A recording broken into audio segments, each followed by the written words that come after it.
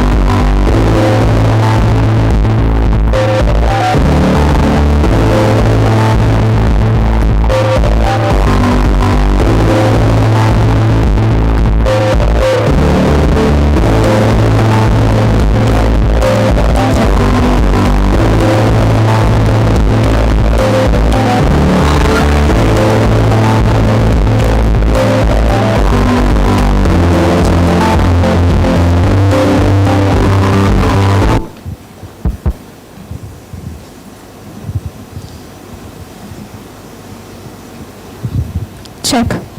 Good morning, one and all. I am Sophie Blessing, a second-year CSC B.Tech student. And I am Hema Mayuka, a second-year B.Tech ECE student. On behalf of the authorities, faculty, and student community, it is my great pleasure to welcome you all to KLH Deemed to be University. A special welcome to those of you who are on campus for the first time. I hope that you will discover over the next 2 days what I have discovered in my 1 year here at KL, that you have entered a lively, challenging, dynamic, and warm community. To you parents here, I look forward to getting to know the exceptional young people you have raised and to provide a rich array of opportunities for them to learn, to grow, to discover who they are and how they want to make a difference in the world. To you students, the class of 2024, welcome.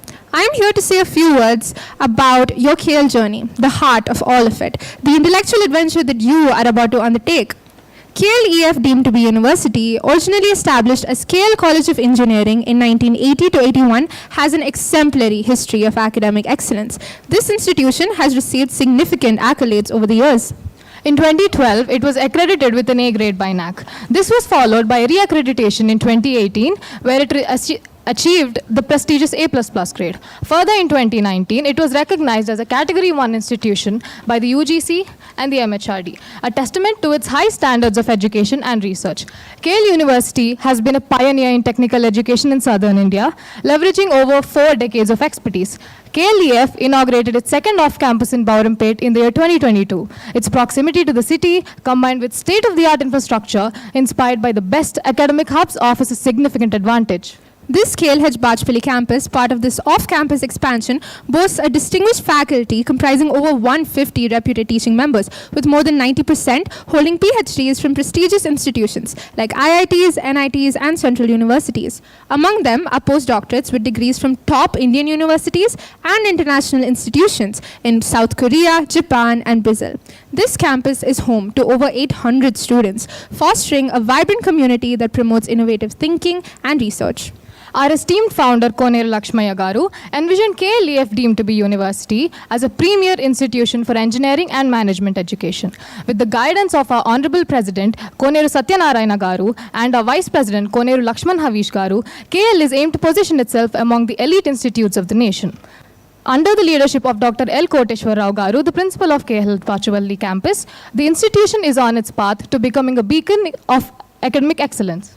Here at KL, you have the freedom to find out who you are and where your passions lie. With the academic flexibility of over hundreds of courses, you will choose to create for yourself an education that will open up new worlds and new possibilities. When you step outside of your classroom, you will discover a campus teeming with activities. I want you to know that the entire university community is here to support, sustain, and encourage you as you commit to study at KL. We could not be more privileged to welcome you into this vibrant learning community. It is you who makes us what we are, and we look forward to the fresh ideas and energy that you bring to our campus. I speak for the entire faculty, staff, and student community of KL in saying that we are so happy that you made the decision to join us. Welcome. We would now like to welcome the esteemed dignitaries to the stage. We thank you for your impactful contributions and being beacons of leadership in our community. We would like to invite to the stage our principal, sir, Dr. L. Koteshwar Rao Garu.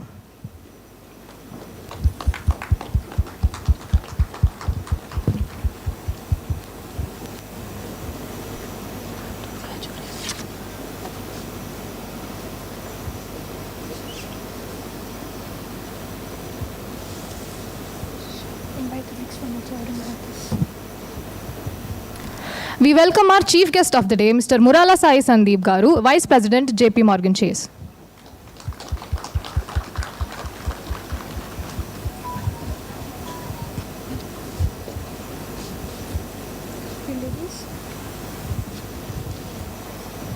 We also welcome to the dais Professor Hari Kiran Vege, sir, Additional Dean of Academics.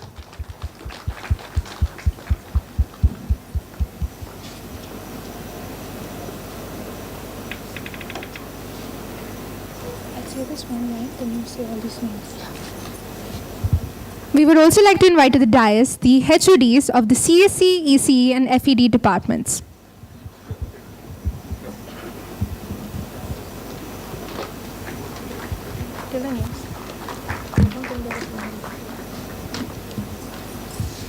Our special thanks to the faculty who welcomed our dignitaries on stage, Mrs. J. Yamini Devi, Mrs. K. Kavita, and Mrs. E. Uma Shankari. I would now like to invite Sahiti, B.Tech second year CSE student, to introduce our principal of KLH Bachupally campus.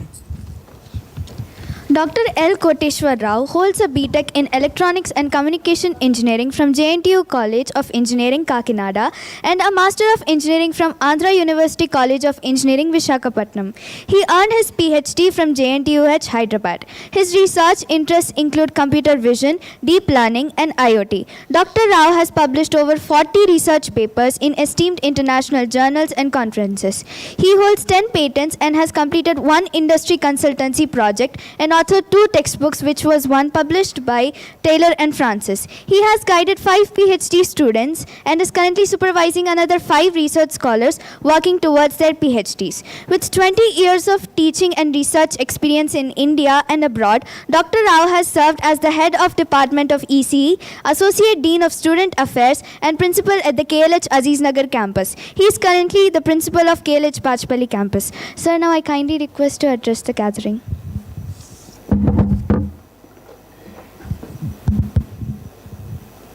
Dignitaries on the dais,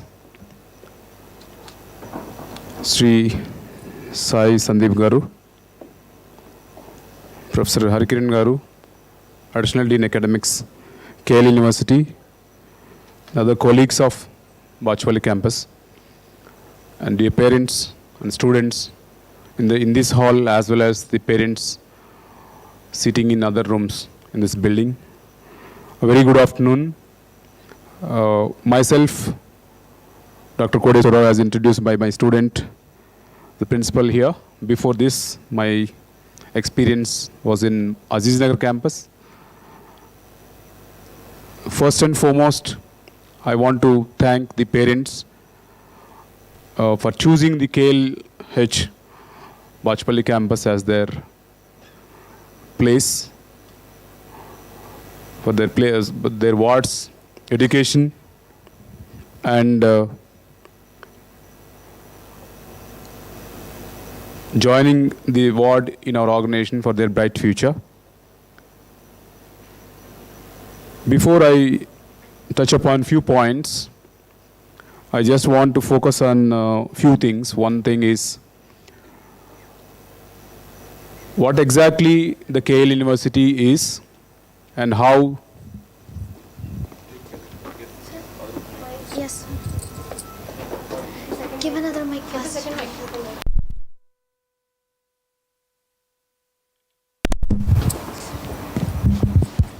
sorry about it. What exactly the KLU is and how the KLU is different from a conventional college or a university in India or abroad, and how this campus is different. There are some questions raised by the students and parents. Most of the questions were answered during my interaction with you. Majority of you met me last few months when you came for the admission. The process started in the month of April and then ended in the month of June first week. And all our seats got filled in the first week of June itself. We are very happy about it. As a university campus, first as a university campus, when we started this in 2023, July 20th was the day of orientation program that we had last year for the students of B.Tech, Electronics and Communication, Computer Science Engineering, and Computer Science IT. And this year we have added B.Tech in Artificial Intelligence and Data Science also, and increased the number of students of Computer Science and CSIT.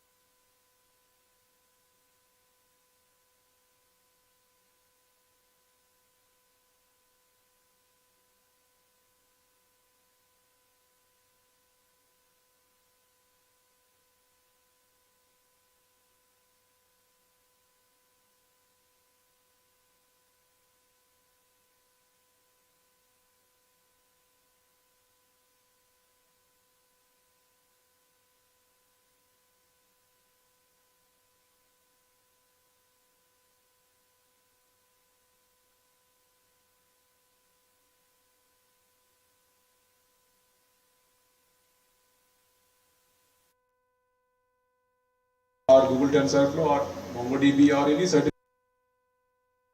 needs of the industry. That is mandatory as per the academic flexibilities and academic requirements. It will be notified to you from time to time. Project-based learning, people are knowing this or hearing this from many years, but it's not for the namesake PBL.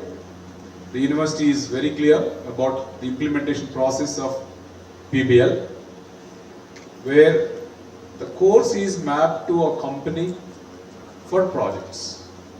The projects are vetted by the company expert, and evaluation at the end, the evaluations are also being done by the industry expert, not by myself. If I do that, I may grade my student as A or B or C, but that is internal. But we have the model of including or calling the experts from the industry to evaluate the depth or the value of a project done by my student as part of the course. There are categories of students anyway that will be explained later. As per that, the projects have to be done fully, and the students have to practice or learn some of the topics at home before they come to the campus. They should not come to the campus only to learn the basic concepts again. So that's how the flipped model of learning will be implemented, where the students will come to the class only for the doubts clarification, to take the support to execute the projects under the guidance of the faculty members. Then you may ask me a question, are your faculty members capable enough? Yes. You might have seen the faculty profiles during interactions. Majority of the parents ask me, what is the quality of the faculty members you have? Most of them are doctorates or at the verge of completing their doctoral degree, and at least 50 to 60% faculty members are certified by the industry directly from the company. They have the certifications. As I said earlier, the certifications required by the industry, the faculty members have completed, and KL University is different from the conventional universities where the faculty are asked to complete those certifications and train the students for the placements or their progression. So that is again a unique practice. Then AI integration, artificial intelligence, people are talking about it, how the subjects or how the courses are mapped to AI, and what are the tools that are available or that are predominant in the society or outside in the IT industry are mapped to our courses. In every course, we have taken a lot of care with the discussions among our team. We always change the curriculum as per the needs, especially to meet the requirements of AI. In terms of AI, what are the advantages of AI, or what are the other tools? Everything are properly taken care while framing the syllabus of a particular course.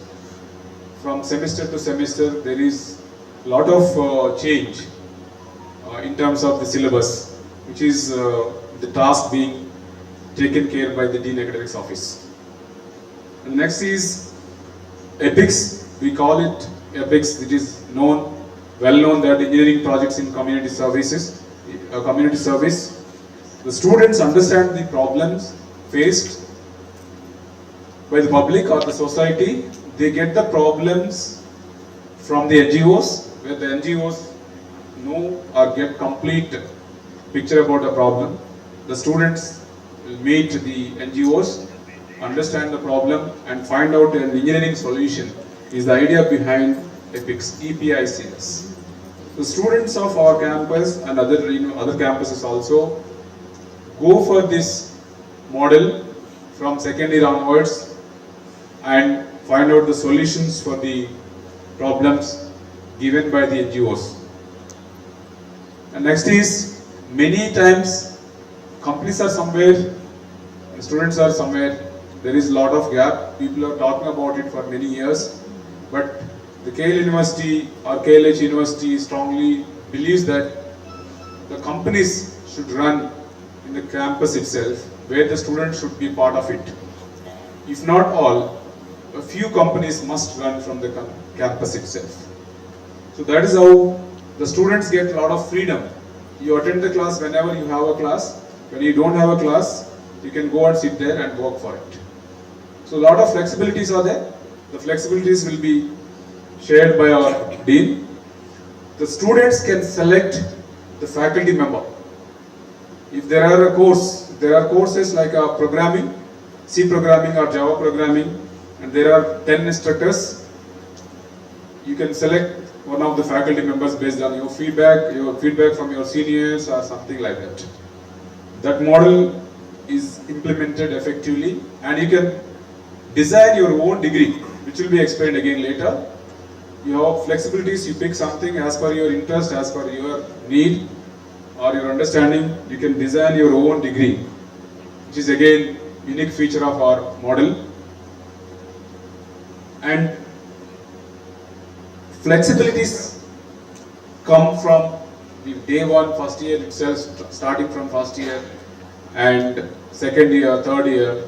You will have a lot of flexibilities. If you are interested to take these many courses, I want to do this course only now, I want to do this course later. Such kind of flexibilities you have. You don't need to stick to only 6 courses in a semester and 2 laboratories in a semester, like a typical college, conventional colleges where only 6 courses, 6 theory courses and 2 practical courses. There is nothing like that. And flipped learning I already touched, where the student has to spend good amount of time at home or outside the classroom. Before coming to the classroom, the student has to prepare the basics, understand the concept, and the student should sit in the class only for doubt clarification. That is a part of our serious implementation of project-based learning. And the faculty members are recruited as per their experience, expertise in very, very advanced areas. And the faculty members' experience is used for our students only. If the faculty member is a PhD from an IIT or a IIIT or any central university or a reputed university in the country, that experience will definitely be shared with students in the form of a project or in the form of an internship. The person, the faculty member who does the PhD, who completes a PhD from an IIT, definitely can connect my students to IIT for internship. That internship can be 2 months, that internship can be 6 months, based on the nature of the project. That model is in implementation for many years. Still, every year we send the students to various IITs in the country. At least 50 to 60 students across the country, they go and work in the labs of IIT, many IITs. Some of you might have dreamt of joining IIT through JEE, sometimes you might have missed, but we ensure that you reach the IIT gate and you work there with IIT students, you work there with IIT professor, then it's possible. So it's very rare feat to achieve.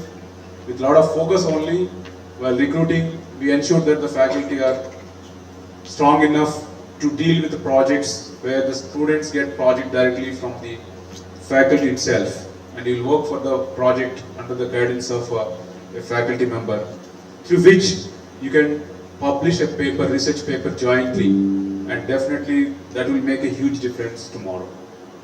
The students are encouraged to do that kind of projects. As part of your project, you learn, you get experience with a lot of technologies. All your courses that are covered in first year, second year, third year are definitely covered when you are involved in a project. That's how the model is unique. And we want every student to be in a comfortable position. If you are stressed, we have a dedicated team of psychologists who will take care of your mental health. You are feeling something low, you go and talk to them. You want to play, you can go to playground, play some sports. you want to do some hobby, you want to play music, there is a music trainer. There, if you are a good photographer or a videographer, there is a team, and you can lead the club. And there is NSS club. All other are common, which you can always explore apart from your regular teaching and learning models. And next is KLH or KL University has very, I would say, strict rules. I don't want to tell right now. Eventually you'll understand. But those rules are framed based on experience. For the last 43 years, this is the 44th year KL University is, and this campus, though it's new, we never feel that this campus is new. And you name anything in our university we have here, including the placement process, including the international collaborations. Curriculum is same across, so there is no much deviation, or there is no difference. If you think that some other campus is, Vadesuru is the old campus or this is the new campus, nothing like that. Our management very carefully monitors and provides everything whatever we ask for. And especially this campus is coming up like anything, with a lot of potential in Hyderabad city, and definitely we take the advantage of Hyderabad city in terms of the infrastructure, in terms of the facilities. And you'll have the foreign professors visiting the campus and teaching the students at least a course in a semester. And there is exchange programs. In this campus also some of the students attended the programs in foreign universities like NUS, Singapore and Malaysia, and Asian Institute of Technology, Bangkok, kind of. There are other universities pipeline to where the students can go and spend 2 months of time. They can interact with the professors, they can interact with the students there in the universities, and they can come back and then they share their experiences. That model is common across all our campuses. So though this is a one-year-old campus, you never feel, and we never feel that we are not like that. That is possible because of the tremendous support and tremendous, full of motivation and push from the top leadership, including our President Garu, Sri Cordially Invites Garu, and Vice President Garu, Sri Havish Garu, who are always the supporting forces, supporting people from the back, and they always ensure every micro level that the quality is ensured without compromising on the quality. And as you know that you name any ranking, you name NRF, you name NAC A++ or any accreditations, we are there with the best performance. Consecutively, last 15 years, KL University is doing excellent placements with 100% track record. Even though many institutions are still not done with their 100% placement, but we are happy that we have done 100% placement in other campuses. And the average package is also high, the highest package is also very high. And not just placements, if your academics are very strong from the day one, definitely the placement is going to be very easy. We believe in it, and from the day one itself, with the discipline model, we groom our students from the day one to first year to second year to third year, and fourth year anyway, you will be moving to industry, you will be doing your internship, which is leading to placements in the fourth year. So effectively, or more effectively I would say, first 3 years are going to be very crucial. And at this campus, apart from the education, as I mentioned just now, you have every facility, utilize it, explore it, and take the advantage of KLH everywhere, in every aspect, and be unique in all aspects. And at the end, anyway, we'll have a question answer session after my presentation, after the presentation by other persons. We'll be open for the questions. If you have any questions, we will answer it. Still, if you are not done with those questions, you are always welcome to our campus later. Of this, once the program is over, we'll announce the minimal things needed at the end of the session.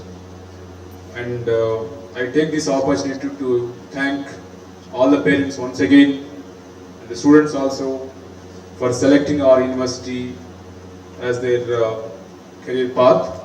I'm sure that will be successful together, and we expect the very good cooperation from the parents, very importantly, in coming 4 years' time.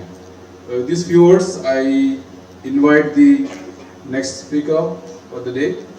And, at the end, I'll take the questions. Thank you very much.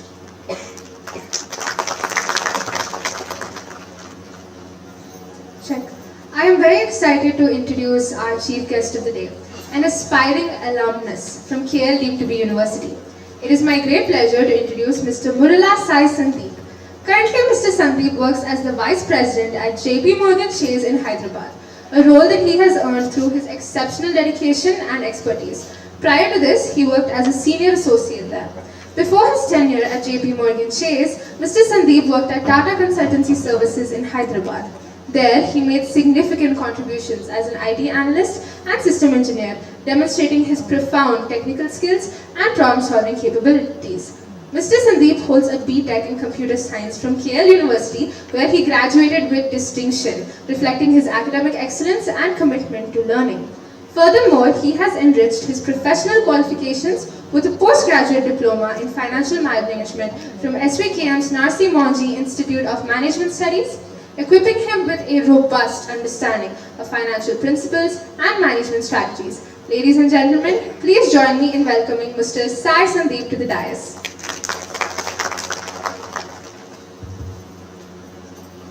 Good afternoon, one and all. Good afternoon, one and all. Everyone active? After lunch? Which shirt am I wearing? So it seems like everyone is active and attentive. It gives me immense pleasure visiting my college as a speaker here. I thank the dignitaries on the stage, Principal Sri Cordially Garu, Harkiran sir, and the other faculty for giving me this opportunity to speak on this podium.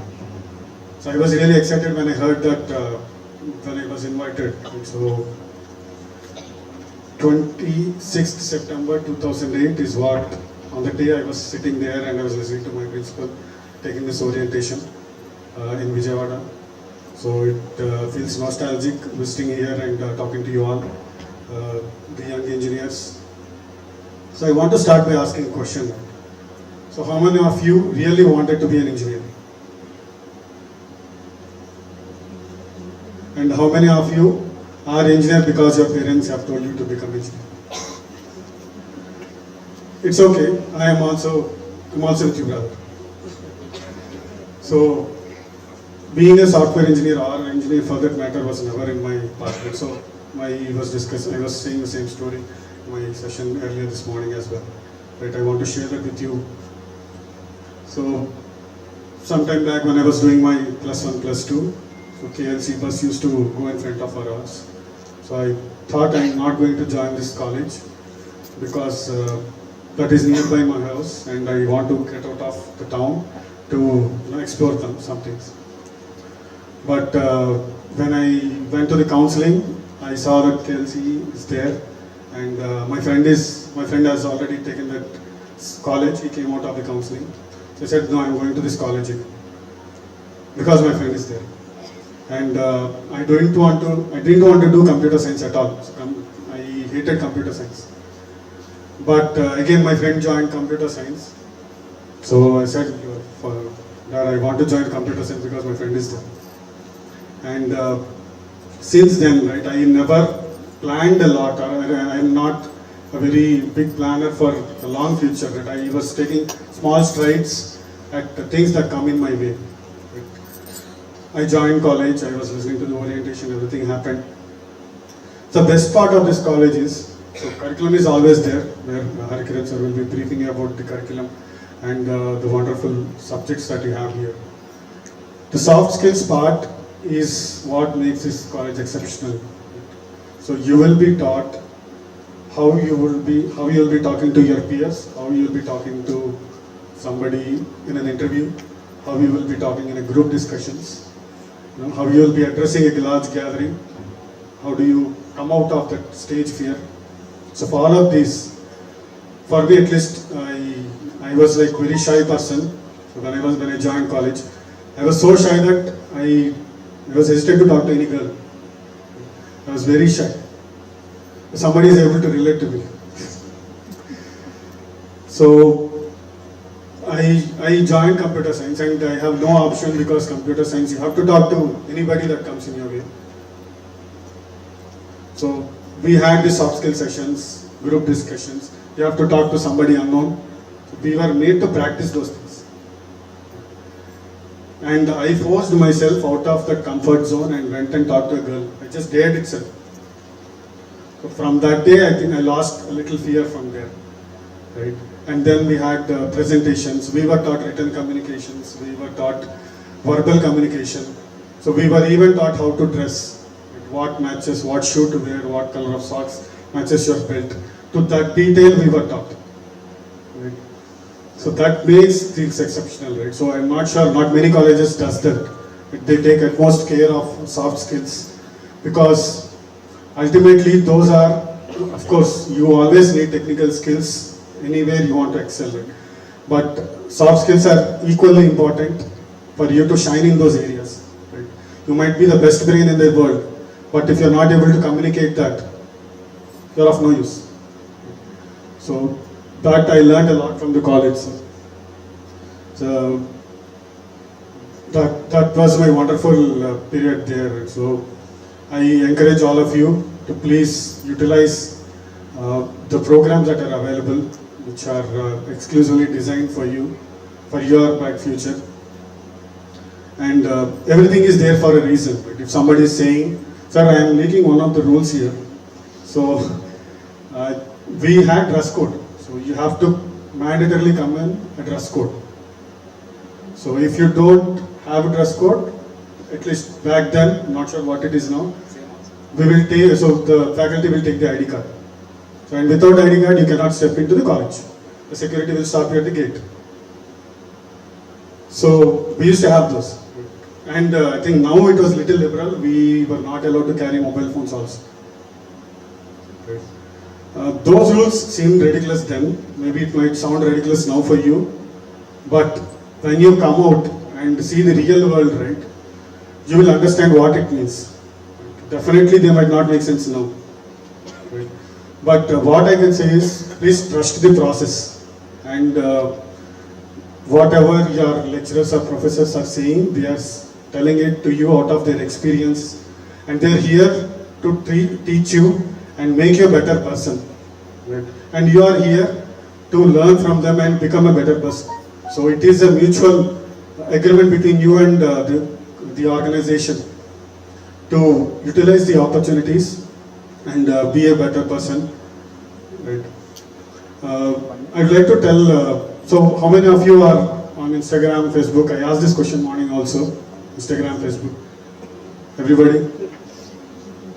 Everybody. This audience, I think this is more active audience than morning. Right? So I won't say social media is bad, but it can be distracting and it might waste a lot of your time. So I'll tell you one small story for this also. Right? I have some of juniors in my college, in my organization, who are like 5-6 years younger to me. So when I talk to them, I feel lost.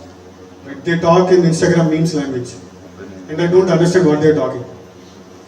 So I thought, because of that fear of missing out, I installed Instagram and I started browsing things and I tried to understand those memes, consume some content there. And without knowing, I was just scrolling for 2 hours in the morning. So that is really bad. I wouldn't encourage anybody to do that. I realized it then that it's so addictive, and you must choose whom to follow even on Instagram and see the feed that you want to. So you should have some filter around those social media things. Right? Please don't waste your time and be good to each other. I had friends for lifetime in my college days. We are still in touch. We meet every weekend and our kids are also friends now. So I have made friends for life in this college. Right? I can never forget the memories that I had in my college. It feels really nostalgic, standing here and talking to you all. One advice, again, I would say please trust the process, surrender yourself, to the process, not to the person or not to the organization. Surrender to the process. That process will take you. Things won't happen overnight. Right? It takes 9 months to deliver a baby. Right? So we should be practical enough to understand that things might take time. Right? It won't happen overnight. Right? So please be patient enough. If you are, so I'll give you one more example. During my placement time, so we had TCS as our first company when we joined. So I was placed in TCS, and next we had a dream company coming, which was Deloitte back then. Right? I was not placed in Deloitte, so that was a dream company, and it was like the highest package in that batch at all. So I was not placed in that. So I was like crying like hell at home. So my father just asked, you got placed already, why are you crying now? Because that is a dream job. Everybody wants to crack that dream job. So I was not placed there. And then I got Wipro opportunity to attend Wipro interviews. So I cracked the Wipro interview. So out of the entire college, 40 people were selected by Wipro. I was one of them. So why I am saying this story is it is okay to fail. It is okay to fail as long as you are understanding or spending some time to retrospect yourself on why I have failed and what are the areas I have to improve. So we have to focus on those areas rather than worrying about failures. So if you ever need any help, please don't hesitate to reach out to any of the faculties. So I used to share a lot with my faculties. Right? I have very good bonding with my faculty. I used to reach out to them for any personal questions and any suggestions. Right? Please make utmost utilization of your faculty here. They are open. Unless you come and ask them, they might not know what you need. Right? So we have a lecturer who is delivering a speech or who is delivering a lecture. So 60 members are there in the class. But if you have a doubt, it is your responsibility to ask the lecturer. So the lecturer might not know that you have a doubt. So unless you ask, they won't know. So you ask for it, they are here to help. Right? If required, they used to stay. They stay longer than working hours and help you. Right? That happened with us. So during my project days, we got immense help from our faculty. So I was interested in a project and I approached one of my faculty, Shahana, I still remember her, we are still in contact. So she was doing her PhD, pursuing her PhD then, he was helping her. So she helped me in publishing journals during college days, and I published my first journal in 3rd year. So you ask for it, they will definitely give you. So there are lecturers who are pursuing PhDs in NITs and IITs in this campus, right, in this campus. They must definitely be researching on something more advanced, right, because they are doing it at IITs and NITs and they won't get admission so easy.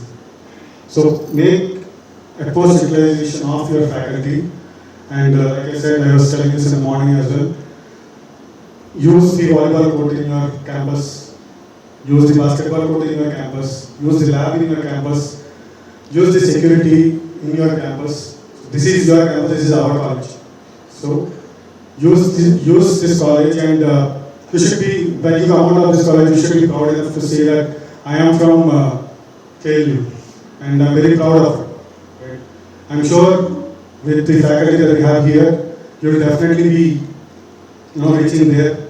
And one request to the parents, please support your kid, because this is the adolescent stage. They might not know what is happening around the world, and they might easily fall into few of the influences that we never wanted. Right? Just please keep a watch on them. Just watch it. You don't have to tie their hands. Literally, just right. And kids, sorry to call you this, but please listen to your parents. Right? If not follow, at least listen to them. Right? It means something if they are saying to you. So my father used to. So when we had an industrial visit when we were in college. So we were going to Wonderland, Bangalore. So it has swimming pools and all. Somebody told it. My father said, if there is water, I'm not going to send you. So he didn't send me. I quarreled with him, he didn't send me. The same father, when I visited last month, I visited Leh, I did a bike expedition.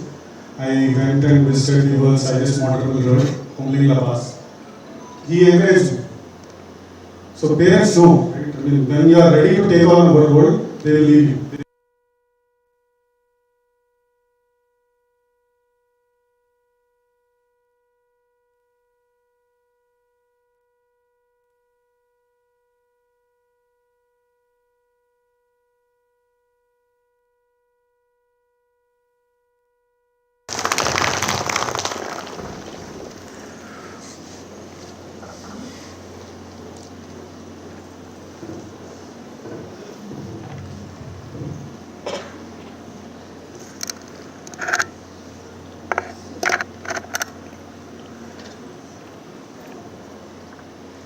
Thank you, sir. We're very grateful for your time and your inspiration. Now I would like to invite Anishka to introduce Professor Hari. Traditionally in academics.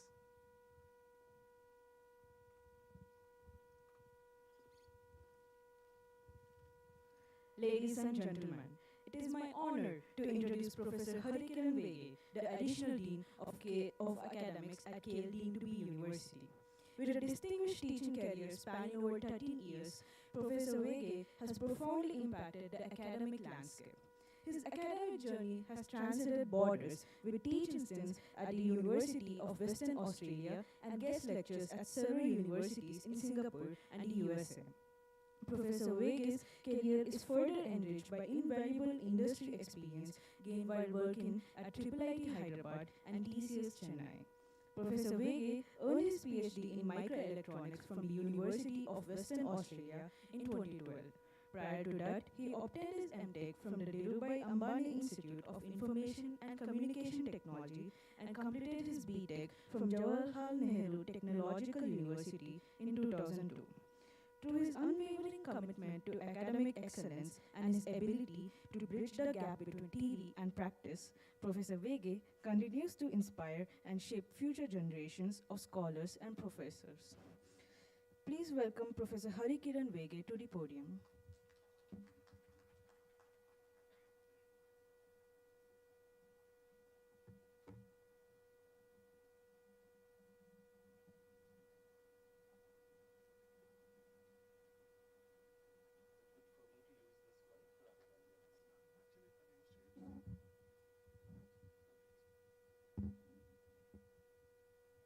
All right, this is going to be a lengthy presentation. I'll keep you as much active as possible. So you need to kindly bear with me. I request everyone else to occupy the front seats so that you can also be part of this presentation.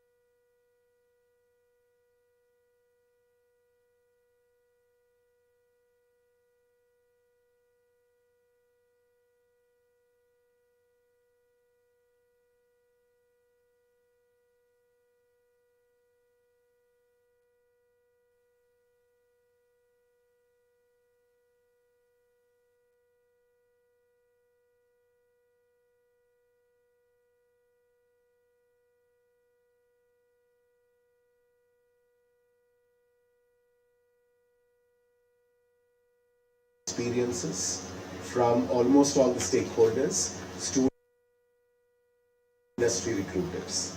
So with so much of inflow of information, inflow of feedback, we design our academics in such a way that we stay much ahead of any other universities in the country and in the world.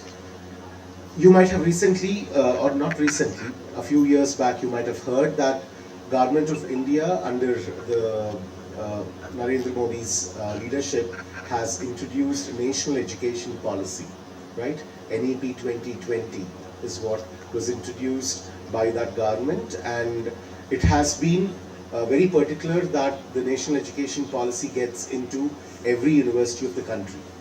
But what I should tell you is, National Education Policy, though was introduced by the government in 2020, KL University has been following a lot of those aspects from National Education Policy from a time much ahead of when the government has introduced it.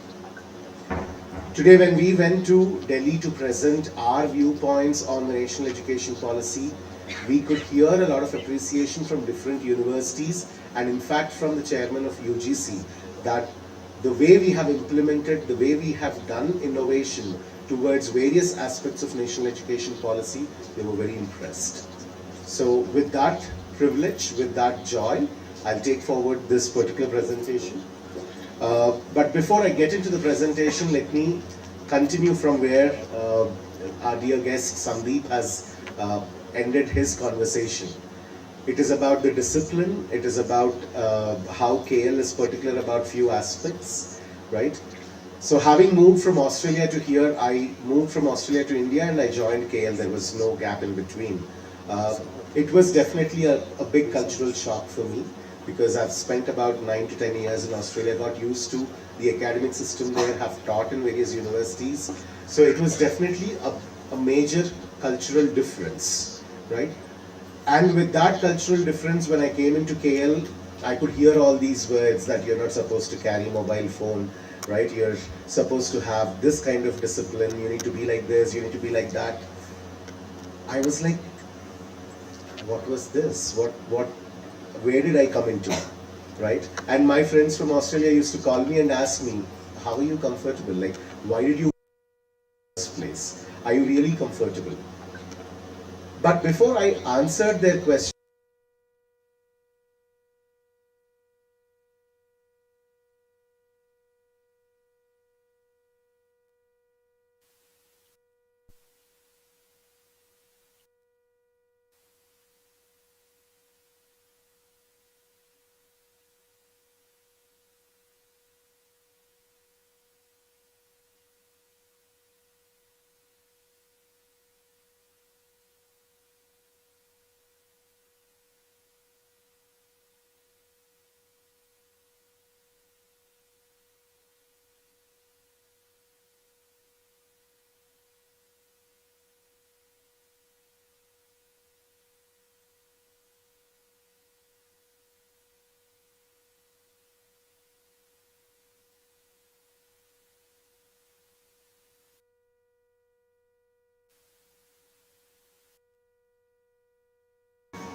the university for a festival.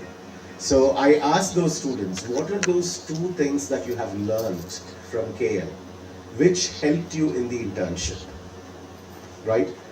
And my expectation was they will tell me something technical.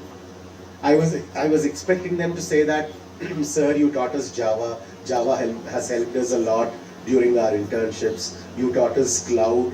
Cloud has helped us in internships. This is what I was expecting, right? And I was so curious. Then that group of students unanimously said, sir, if you ask us two strong points that KL has taught us, which make us very different and which make us stand tall in our internship compared to our peers from various other colleges. Point number one in those 2 points, the first point is the discipline. That's when I got the answer. That's when I called my friends in Australia and said, that is the difference. And because of that, I can still take that cultural difference from Australia to here and still sustain here, because that discipline leads to success. And the students explained me. I said, discipline? They said, yes sir, discipline. That may sound a little cliche, that may sound a little, standard, like anyone would say, if you have discipline, you'll succeed in life, right? And then I asked them elaborately, what do you mean by discipline? They said, sir, for a meeting, if I have a meeting at 10 o'clock, KL students would be there in the meeting at 9:55. Other internship students from other colleges will be there at 10:02, 10:03, 10:05. That makes the first difference. That's the first point. Industry starts rejecting you, right? They see those aspects. They see how punctual you are. They see how committed you are, right? And that 9:55 in a meeting did not come to us instantly. When we had a class at 9 o'clock, in fact, when we had a class at 7 o'clock in the morning, we were supposed to be there in the class at 6:55. Otherwise, attendance was not marked, right?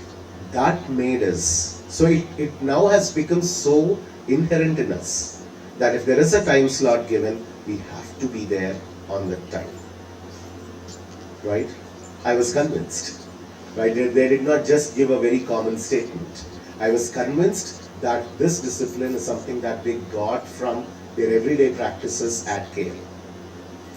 Now I was more curious. What was that second thing? I so wanted them to tell something technical because I was the HOD, so we were teaching them classes. So is there anything technical that you have learned that has helped you in internship? They said, sir, the second quality. I said, quality again? Not technical stuff? They said, no sir, not technical stuff. Second quality that has helped us, what we have learned from KL that has helped us in industry is independent learning. You may be surprised, what is independent learning? When we introduced independent learning in KL, even I was surprised. I was surprised because how do I tell this to my students? You pay a lot of fee and you study by yourself? Is that what I tell them? They'll definitely question us back. Parents will also question, why am I sending my kid to the college? Why am I paying so much of fee? And then you say independent learning, they learn by themselves. If they can learn by themselves, they can sit at home and learn, right? But then I asked the students, what do you mean by independent learning has helped you? They elaborated, sir, when there are projects that we have to work on, and if we don't know what that technology is, industry has no faculty, industry has no training. The next day you have to come and work on that project, and it is entirely new to us. And if you did not introduce independent learning, we would not have gained that skill to start from scratch, learning something all by ourselves and apply it into that context. Only because of that practice that we had at the university, we could pick up any project, go to day one in that project and start working on it. While all the other peers were struggling, they were given some project on .NET which they never practiced on campus. They have worked on Java, they have worked on C++, they never did anything on C#. But they were given project in C# in .NET environment, and these guys have to start working on that project in probably 2-3 days time. All the others were complaining to the project leaders. They went to the project leader and said, sir, in college we never learned .NET programming. Whereas these fellows, they prepared, they went, they started working on the project. That makes a huge difference. So independent learning is also one of the rules, one of the qualities that we embed into students. It is a skill that we embed into the students, that they can start from scratch to learn anything in life, to solve any problem in life as per the need. So we don't look at academics as just about a course or a series of courses. We want students to build themselves into strong human beings with growth in all the 360 degrees, not just in one dimension, right? If you think academics at KL is about 8 to 4 college, classroom, 4 walls, classroom, 5 faculty teaching you 6 courses, 5 exams, no, that's not what university learning is. University learning is 24/7. University learning is beyond academics. Everything that you do as part of university is academics for us. Even if you play kabaddi, that is also academics for us. This is what we usually talk among our academics office, that when a student plays kabaddi, that's also academics. We are not leaving it, right? So that is how we bring in everything into that academic zone. That is how we build a student completely in a 360-degree dimension as a perfect human being when graduated from KL, goes into the world for higher education or for a job. He must stand out from the crowd. That's because today there are lakhs of students who graduate in B.Tech CSE, B.Tech ECE, and when they go out to the industry also recruits thousands of people from different colleges. So it is not about getting a job. If parents think that KL University is great in getting jobs, that is only a partial statement. KL University is not great at getting the jobs. KL University is great at getting the jobs and let students sustain in those jobs. That is where our planning goes. We don't just think about getting a student placed. In fact, getting a student placed is a natural outcome our academics would give. Our plan is not to get a student placed. It happens. That's a natural, organic outcome that comes from our academics. When we structure our academics, when we put in all these qualities into it, it is natural that a student excels when they go out in their career, right? So let's quickly get into the presentation and see how is it structured. So today my conversation we'll first talk about the philosophy of academics at KL, follow it up with flexibilities, follow it up with learning, the assessments, and how is the future looking like, right? So this is the philosophy, a 9-step philosophy we follow at KL. For us, learning academics is completely barrier-free. We want you to remove those shackles of, okay, today evening I came back from college, tomorrow morning at 9 o'clock I'll think about studying, right? Let us come out of that thought process. A lot of you, especially students, would have seen a lot of movies in which they show engineering is so colorful, so joyful, that they go around, play around, come back, and they enjoy their life, right? Like any other teacher, I would not say that that's not how engineering is. I would say that that is exactly how engineering is. Just like how you watch in movies. It is really joyful, really blissful when you are part of engineering. But that joy comes out of learning. That happiness that you see in engineering comes out of learning. Your learning is what should make you more curious. Your learning should make you more excited. When you come to the college, leave for the day, you should question yourself, what is that I have learned today? What is that is making me excited today? What is that I have achieved today? Right? And if the answer to that is a yes, if the answer to that is quantifiable, if I can measure what I have learned today, I think you're fantastic. You really are working towards a brighter future, right? So remove those barriers of 4 walls of a classroom, only learning there, listening to a teacher, studying only 9 to 4, studying only this much of syllabus. That is how your intermediate was, that is how your class 10 was. There was a clear syllabus given to you, a clear textbook given to you, start from the first page, read till the last page, get all the information, you get 100 out of 100 in the exam. But that's not how engineering is. Engineering has a lot of depth into it. You deep dive into courses based on your interest. So 2 students who study would study the same way. They both study and their learning differs depending on how much deep dive they do into the courses. So it is important that you study in depth, you spend a lot of time for yourselves. Our principal Garu was saying, faculty in engineering are not called teachers.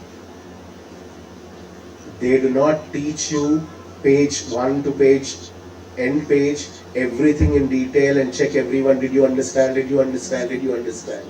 That's not what they do. Their job is not to make you understand. Their job is to support you. They are facilitators. They facilitate your learning.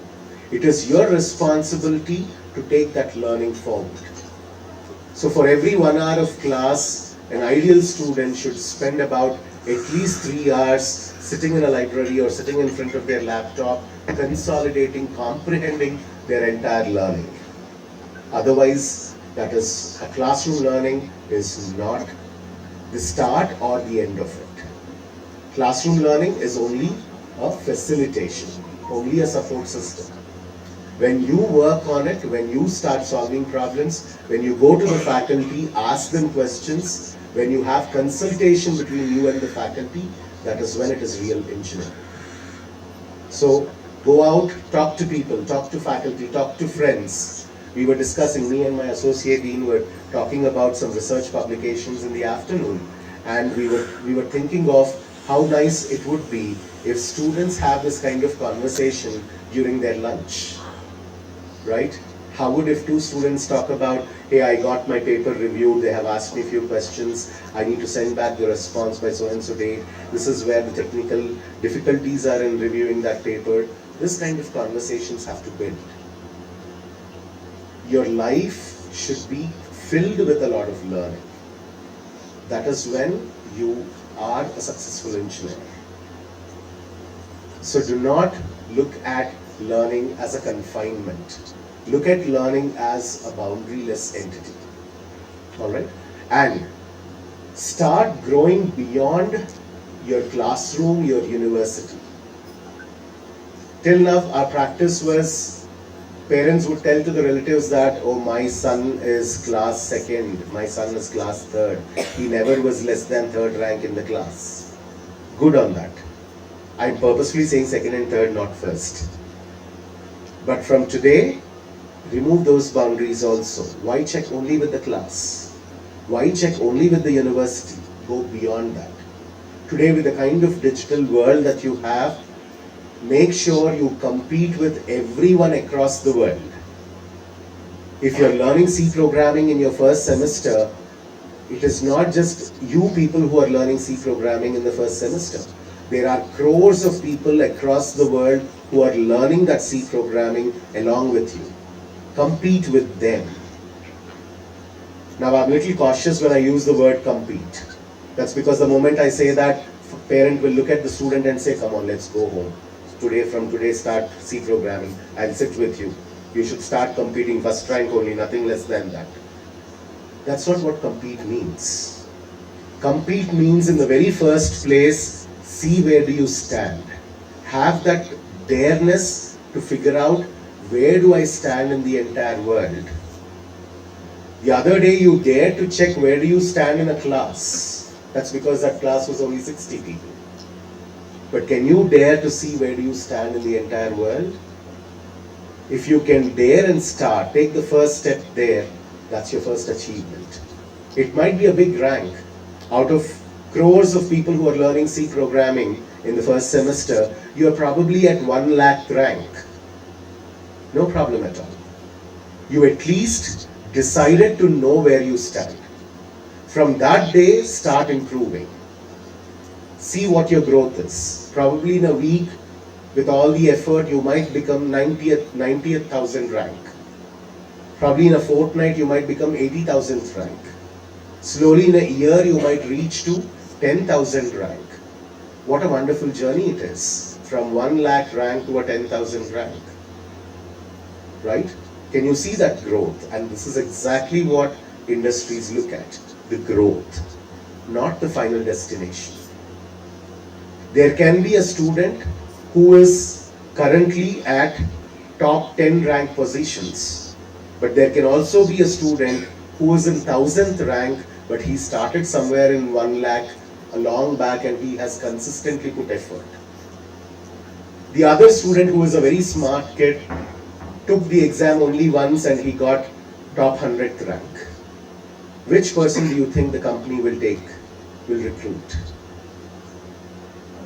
Your MSET recruits the top 100 student. But that's not how companies recruit. Companies will recruit the person who started at that 1 lakh rank, who has consistently shown growth, who has consistently shown commitment over the years. If over the years, if you can be consistent, I think there is nothing more needed for an organization, right? I'll tell you a little story. I mean, all these statements I make out of the experiences that students share, out of experiences that companies share. Amazon, you know Amazon, right? All of you. Amazon is a very big IT company, right? Their IT side of services is extremely large. So the first time Amazon visited us on campus, we were very excited. We were excited that, oh, Amazon is coming to the campus. The pay package was somewhere around, it was a few years ago, it was somewhere around 15 lakhs, which was very high then. right? So we were very excited, 15 lakh job offer, Amazon is coming to our campus, so let us get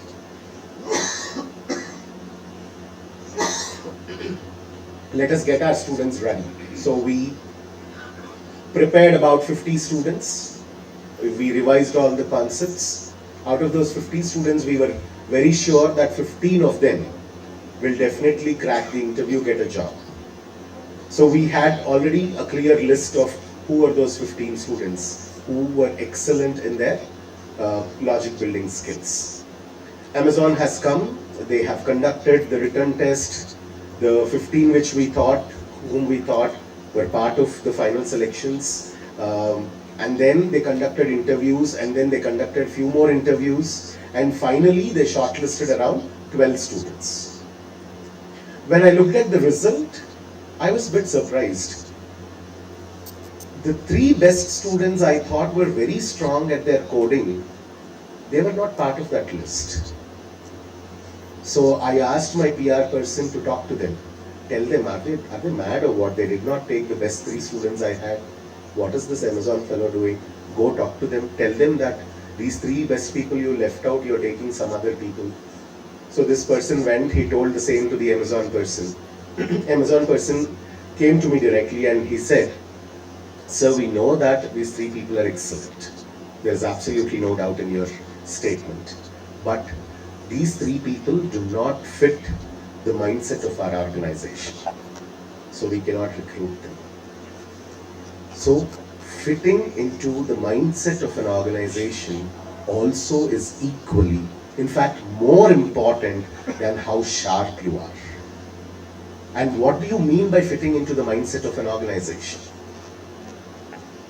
Fitting into mindset of an organization is all about focus on conversation and not on your phone. Right?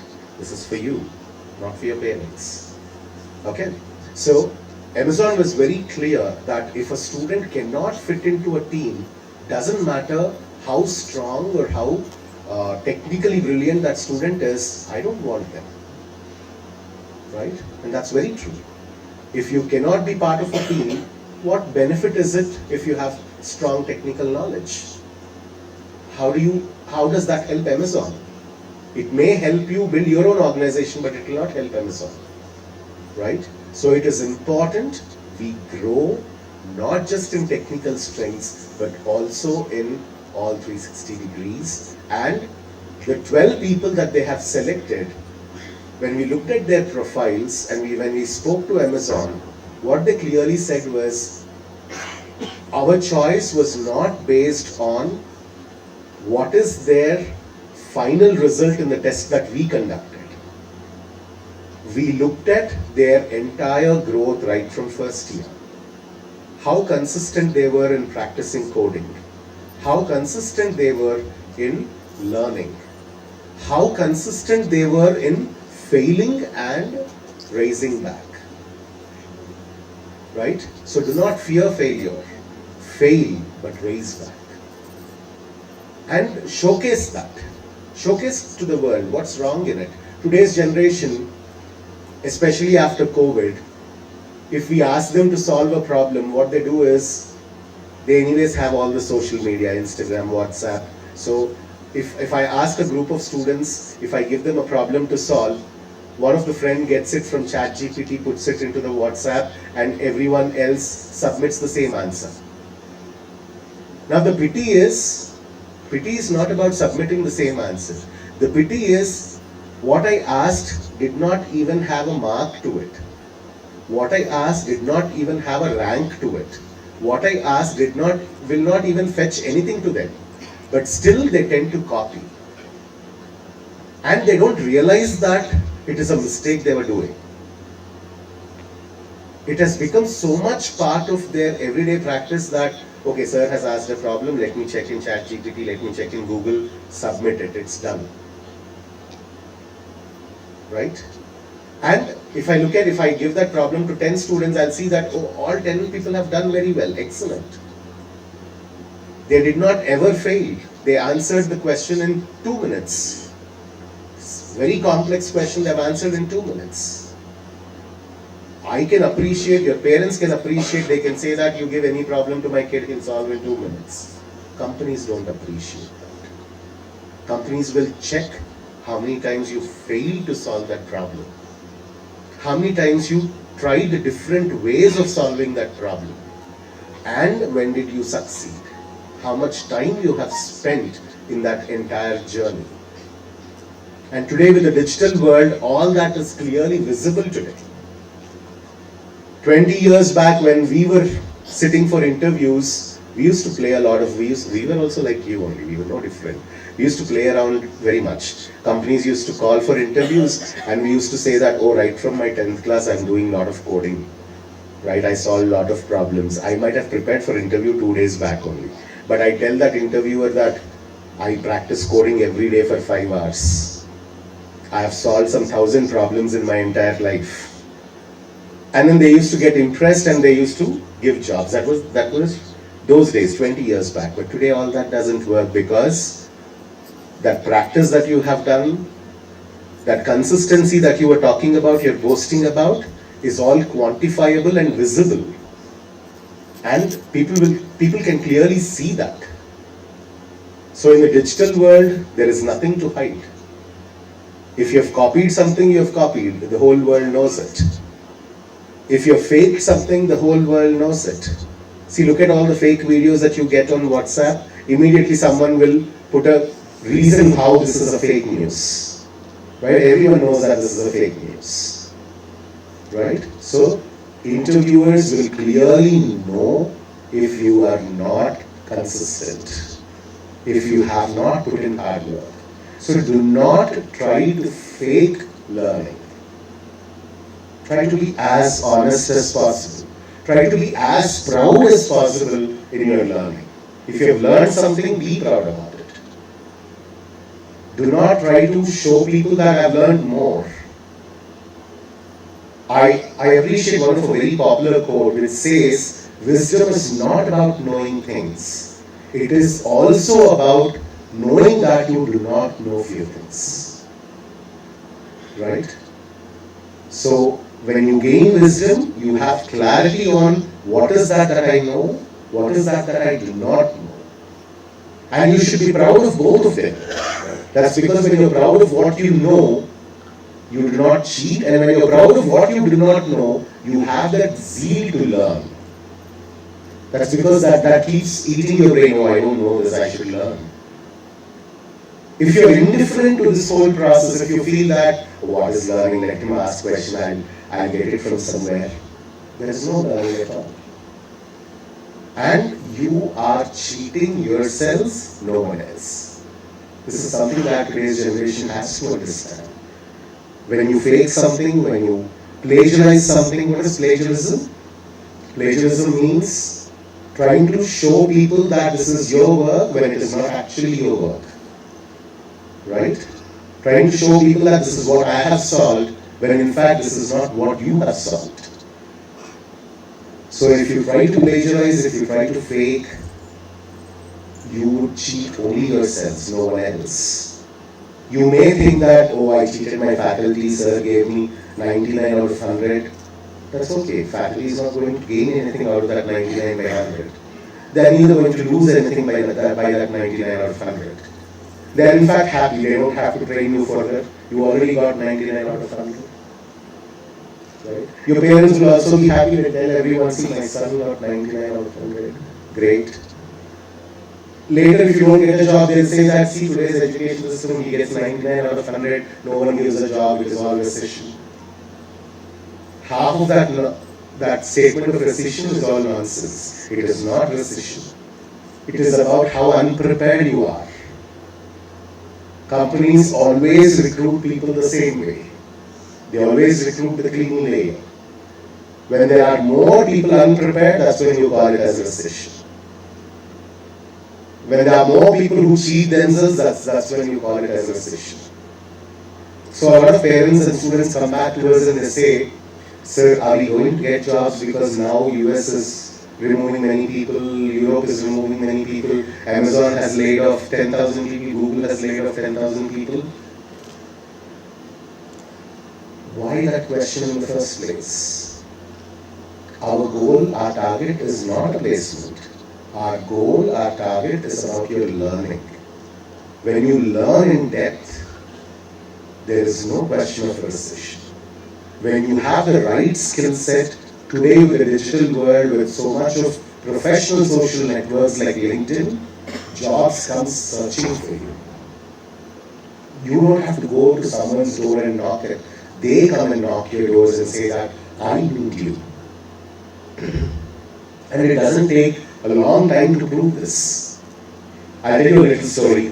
We introduced this certification on AWS, Amazon Web Services. Some of the technical background parents may know what it is. So this was the first time we were asking students to complete their AWS Cloud Practitioner certification, right? And this is a tough certification in the industry also. When we spoke to Amazon, they said that every year the pass percentage in that certification is hardly about 20%. Not many people pass that certification. But then we took that as a challenge. We took that as a challenge, and we were also very clear that in 67%, 20% is what industry people succeed. That means people who are already in the industry, when they take that certification, only 20% of them succeed. Whereas when we did that with students, we almost had a success rate of 67%. And these 67% students who succeeded, we told them that it is not just about success, it is also about showcasing that success. So we asked them to put up their success stories on LinkedIn. And when they put up their success stories on LinkedIn, after a few days, very few days, we could see a lot of people connecting with these students from different parts of the country, different parts of the world, asking them, oh, you got success in this, then how about working together? How about discussing about a project? How about having a conversation together? So these are all opportunities. Did this fellow went searching for those opportunities? No, the opportunities came searching for them. And that was so evident right in the basic certification, right in the very few days. So when you gain that strength technically, opportunities will come looking for you. And this I'm saying because I want you to understand that today it is all about the global positioning. It is about where you stand globally, not in your university, not in your classroom. Where you stand in the world and how you grow from there. Now, having said that, there's a bit of a resound. Is that okay? Is this okay? Yeah. So, having said that, don't take it as pressure. Take it as a task. Because when we say all this, what happens is some parents get really excited and they go back home and say that, sir told global certifications, 4 global certifications. How many did you complete? You only completed 1? Okay, next month you need to complete second one. I'll sit here every day in the night. I will check how you're studying. As a parent, you must ensure that you need to provide a support system to the student. A lot of parents, when they come to KL especially, they feel that they openly say that, sir, KL lo join chesastunnav, inka మేము చూసుకోకర్లేదు మా పిల్లాన్ని, మేము చూసుకొని పూర్తిగా KL అంటే jobs బాగా వస్తాయంట, so ఇంకా మేము పట్టించుకోకర్లేదు, మొత్తం మీకే బాధ్యత అప్పచెప్పేస్తున్నాం. That is the first wrong statement. Unless you, we and the student sit together and work for the 4 years, there cannot be a success. The moment I say this statement, a lot of parents come back to us and say, sir, maakem telusu sir, మేము చదువుకోలేదు కదా, ఇవన్నీ మీరు ఏం మాట్లాడుతూ ఉంటారు, ఇవన్నీ మేము చదువుకోలేదు కదా. ఇవన్నీ మేము చదువుకోలేము, మేము చదువుకున్నప్పుడు. వీళ్ళు చదువుకున్నాయని మేము చదువుకున్నామండి. మేము చదువుకునేప్పుడు ఎప్పుడో ఏవో ఉండేవో ఏవో. ఇప్పుడు వీళ్ళు చదువుకునేవని they are not much different from what we have studied. But that urge to guide the student is what matters. and that should be there with the parent. ఈ స్టేట్మెంట్ చెప్పగానే కొంతమంది పేరెంట్స్ ఏం చేస్తారు, కరెక్టే సార్ మీరు చెప్పారు, నేను ఖచ్చితంగా పట్టించుకుంటాను, అసలు వదలను అని చెప్పి ఎవ్రీడే 1 month తర్వాత the parent and the student comes back to us. The student is confused, the parent is frustrated. I asked the parent, what happened? Sir, వీడు రోజు రాత్రి 2 దాకా కూర్చుంటాడు, ల్యాప్టాప్ ఉంది, కానీ మొన్న ఎగ్జామ్లో ఏంటో తక్కువ మార్కులు వచ్చినాయంట, వీడు ఏం చదవట్లేదు, వీడు బాగా చదువుతున్నాడు అనుకుంటాను కానీ ఆ మార్కులను ఎక్కడ పోతున్నాయో నాకు తెలియట్లేదు. And I look at the student, what happened? The student has no answer. And then I ask the parent, so how does he study? Do you look at what he studies? The parent says, sir, చదవటంలో ఏం తప్పలేదు, every day night 2 o'clock వరకు చదువుతున్నాడు. Then I ask the student, friends ఎవరైనా ఉన్నారా? Parent instantly answers, sir అసలు ఎవరితో మాట్లాడు, college ఇల్లు అంతే, అసలు మా వాడు ఫ్రెండ్షిప్లో అట్లాంటివన్నీ ఏం బ్యాడ్ హ్యాబిట్స్ అట్లాంటివి ఏం లేవు సార్, అసలు ఫ్రెండ్స్ అనే వాళ్ళు ఉండరు, ఇంటికి వచ్చి బుద్ధిగా చదువుకుంటారు, అందుకే నాకు అర్థం కావట్లేదు ఎందుకు మార్కులు రావట్లేదు అని. Then I ask the student, do you go out with someone? What is the latest movie that you watched? The student looks at the parent. Parent instantly says, sir చెప్పాను కదా క్లియర్గా, మా వాడు అసలు ఇల్లు కాలేజ్ తప్ప అసలు ఇంకెక్కడికి వెళ్ళు, ఫుల్ చదువుతున్నాయి, మీరే చెప్పారు కదా జాగ్రత్తగా చదివించమని. Then I know I have no further questions. Now the counseling is needed to the parent, not to the student. Right? That's because let them do everything that they wish to do, obviously in a monitored manner. And education is part of their life, study is part of their life. Let them go around, let them have friends, let them have a hobby, let them spend time on those hobbies, let them go out for trekking, let them go out, do a bit of painting, let them do a bit of photography, let them spend time, let them go on vacation, let them mingle with a lot of friends. But end of the day, అవన్నీ చేసిన దాకా ఇంటికి వచ్చిన తర్వాత నేను చదువుకుంటేనే పడుకుంటాను, ఈరోజు కాలేజ్లో కవర్ అయినాయని నేను రివైజ్ చేసే పడుకుంటాను అనే రెస్పాన్సిబిలిటీ ఉంటే దట్ ఈస్ గుడ్. ఈ క్వాలిటీస్ అన్నీ ఉండాలి, లేకపోతే today's generation can not handle the pressure. A lot of students come back to us, openly tell us that, sir, I am not able to handle the stress, I have these suicidal tendencies, right? But open ga chepta untaru. So that is where parent support is needed. That is where you need to watch out whether he is taking it as a stress or taking it as a target to achieve, right? చాలా మంది parents ఈ విషయంలో కూడా వస్తారు మా దగ్గరికి వచ్చి, sir వీడికి 2 నెలల నుంచి ఒంట్లో బాగోట్లేదు, అసలు చాలా డిస్టర్బ్ అయిపోతున్నాడు, చాలా మంది డాక్టర్ల దగ్గరికి వెళ్ళాను, ఆ డాక్టర్ ఇదన్నాడు, ఈ డాక్టర్ అదన్నాడు, అసలు క్లాసులకు రాలేకపోతున్నాడు, చాలా వీక్ అయిపోయాడు. I feel really sorry listening to all this. Kani, what is more shocking to me is, after saying all this, the parent says, sir, if exam rasechu kada, parvaledu kada. I am like, if I were a parent, I'm more concerned about his health. Why are you concerned about the exam that is there tomorrow? You have to prioritize. Health obviously is of a higher priority than the exam that is scheduled. Exam రాకపోతే నీకు fail రావచ్చు, నీకు సప్లిమెంటరీలో వెళ్ళొచ్చు, that's all there. But health is more priority if he's not able to attend classes from last 2 months for a genuine reason. అంత genuine రీజన్తో 2 నెలల నుంచి క్లాసులకే రాలేకపోతున్నాడంటే నీ ప్రయారిటీ ఎక్కడ ఉండాలి? It should be on the health of the student, not on whether they can write the exam or not. When parents ask such questions, I cannot say anything. మేము అనలేం కదా అదేంటి పేరెంట్గా ఇదేం స్టేట్మెంట్ అని, right? So parents also should understand you can not put your feet on 2 different boats. Let them ensure, give them a system where they have that support from you. Let them prioritize what they are doing. When we give so many flexibilities to students, we give a lot of choices, we give a lot of flexibilities. As Principal Garu has mentioned, ఒక 10 కోర్సులు చేయాలంటే ఆ 10 కోర్సులకి మేము ఒక 500 కోర్సులు చూపిస్తాం.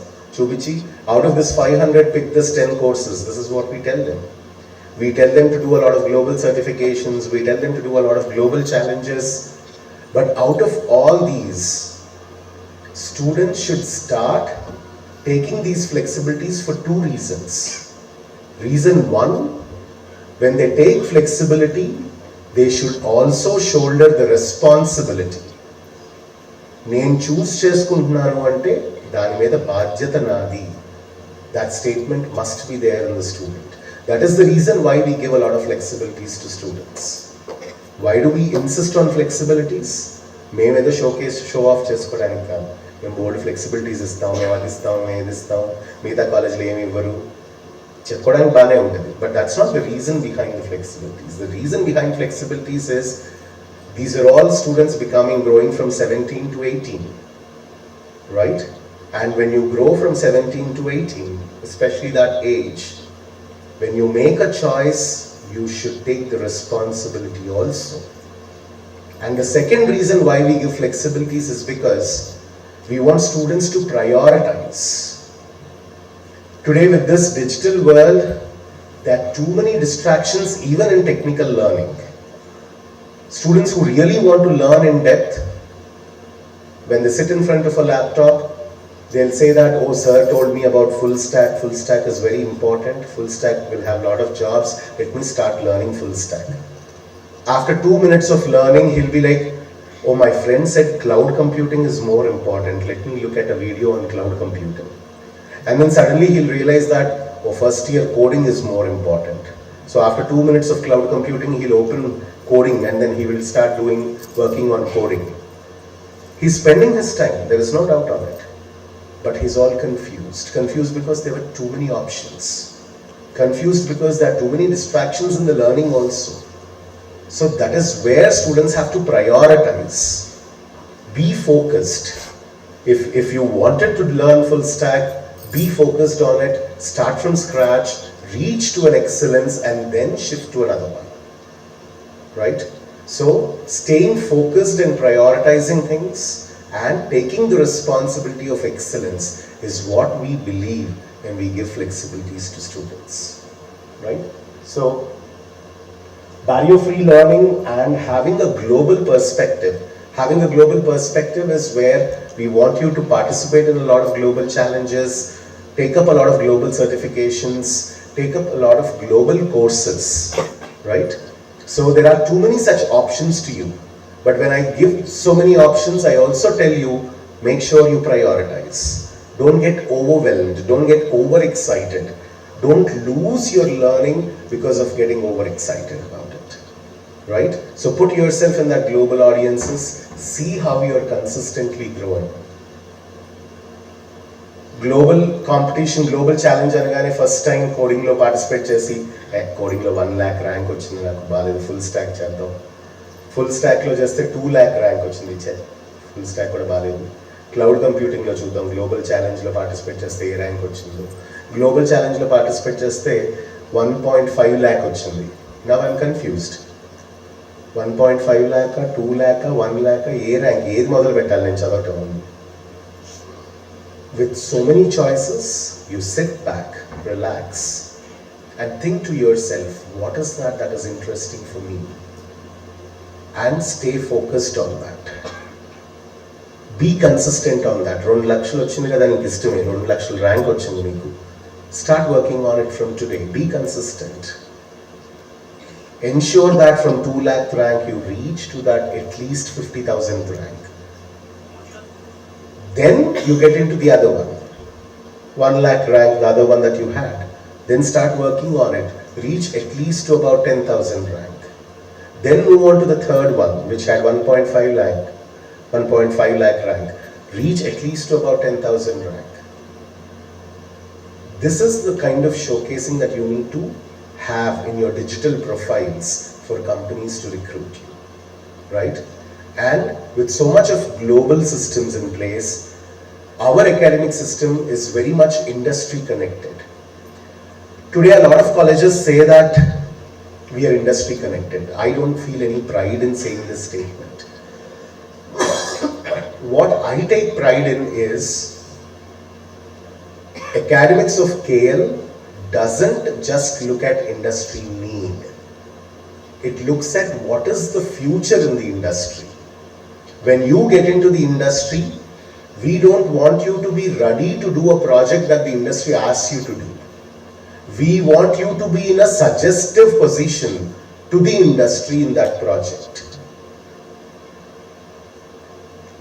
చాలా మంది కాలేజెస్ ఏమంటారంటే ఓ మేము అసలు ఫుల్గా టెక్నికల్గా నేర్పిస్తాము, వెళ్ళగానే ప్రాజెక్ట్లో పెట్టేస్తారు, వాళ్ళ ప్రాజెక్ట్లో ఏమి ఇచ్చినా మా వాడు చేసేస్తాడు. బాగానే ఉంది, that is good, but that is not sufficient. వాళ్ళు ఏది చెప్పినా నువ్వు చేసేటట్టు ఉండటం మంచిది, but that is not sufficient. You should be at a state where you should be able to advise them how better they can do. That is when you sustain your job. చెప్తే చేసేవాళ్ళు నీలాంటాడు ఇంకో 1,00,000 మంది ఉన్నారు అక్కడ already. There are many such people outside who can do if someone tells them what to do. But who can look at the future and suggest something better, you should be the one who can do that. Right? That is where we feel our academic system is one step above what the industry today needs. Right? So we want, that is exactly how all these IITs and NITs think about. We may think that IITs and NITs are not teaching contemporary stuff. No, that's not what their intention is. They don't want to teach contemporary stuff. That's because if you teach contemporary stuff, who thinks of the future? You should be taught in such a way that you think of the future. Right? And that can only come in when you have strong foundations. So we work towards stronger foundations and also on the current needs of the industry, right? So that's the overall gist of this particular slide. Let's get into the flexibilities of what we offer. So these are all the different varieties of flexibilities that we offer, but as I go forward, students should keep in mind that flexibilities come with a responsibility and flexibilities come with a need for prioritization, right? Only if you can handle them, you should take the flexibilities, or other way around. Take flexibilities, start handling these two things. Ensure that you gain responsibility, ensure that you prioritize. So let's first get into the program flexibilities. Let's quickly understand few definitions. These are not global definitions, these are definitions that we made to ourselves. So a program is something that you get admitted into. So you might have got admitted into B.Tech CSE, B.Tech ECE, B.Tech AIDS. So that is called as a program, what you got admitted into. What you graduate is called as a degree, right? In a lot of universities, what you got admitted is what you graduate. So if you got admitted into B.Tech CSE, you graduate as B.Tech CSE. So program is same as degree in a lot of universities, but we don't consider it the same. When a student joins in a program, we give a lot of flexibilities for them to make changes in that program so that they have different options of degrees that they can come out with, right? So those options are usually called as choice of major and a program add-on. To understand this better, we need to know how is the entire 4-year academic structure designed for you. B.Tech is a 4-year program, right? In that 4 years, how is it structured academically? The first year of the B.Tech program completely focuses on logic building abilities, completely focuses on design thinking innovatively. It will trigger your thought process, it will ensure that you sharpen your ideas. That's what the first year is meant for. There is less of engineering, more of logic building abilities, right? The second year of the B.Tech program is more of core engineering subjects that will lay the foundation for the rest of the future. So second year is completely filled with the core engineering fundamentals. Once you have the logic building ability, once you have core engineering fundamentals, then you get a choice in the third year whether you want to explore the breadth of knowledge or the depth of knowledge. What do you understand by breadth of knowledge or depth of knowledge? Depending on the student's interest, some people wish to explore the breadth. That means, if I'm a B.Tech CSE student, I wish to explore, after learning the fundamentals, I wish to explore where all can I apply these fundamentals. If I'm doing B.Tech CSE, where can I apply this? Can I apply this in medical field? Can I apply this in a business field? Can I apply this in a blockchain domain? Can I apply this for security? This is called breadth of knowledge. Some students, on the other hand, they wish to have depth of knowledge. Depth of knowledge says, pick one area, deep dive into that area, become an expert, become specialized in that domain, right? So this is what students do usually in the third year. They make a choice whether they want to explore the breadth or explore the depth, right? And that is exactly where the program add-ons come into picture. So that is the third year. Fourth year, I usually tell students, get out of the college. We don't want to see you in fourth year. Be in the industry. Fourth year is meant for you to be in the industry, right? That is how the academic structures are framed. First year, logic building. Second year, core engineering. Third year, either the breadth or depth of knowledge. Fourth year, industry. That's how the academic structures are built, right? That's the overview of the entire academic system. Now with that overview, when we look at the choice of major, what is a major? Major is the branch that you got admitted into, right? So if you're a B.Tech CSE student, CSE is your major domain of learning. If you're a B.Tech ECE student, ECE is the major domain of learning. If you're a B.Tech AIDS student, AIDS is the major of your learning, major domain of your learning. So in that major, we give you a lot of flexibilities. Flexibilities where you can study that in depth. So unlike any other student who gets a B.Tech CSE degree, what you can do is you can choose to study that CSE core engineering a lot more in depth. And when you study in depth, the outcomes differ. Some students show the outcomes as research publications. Some students show outcomes as startups. Some students show outcomes as projects. So when these outcomes differ, we call them as different honors degrees. So you don't just get a B.Tech CSE degree, you get B.Tech honors CSE degree. You get B.Tech honors through research CSE degree. You get B.Tech honors through innovation CSE degree. You get B.Tech honors through experiential learning CSE degree. And in order to do this, the first question usually parents have is, should they study one more year to get all this? No. All this is part of the 4 years, right? And next question they have is there a special fee for all this? No, it is all part of the fee that you're paying, right? So when you wish to study in depth, that is when we call it as honors. In depth of the major, right?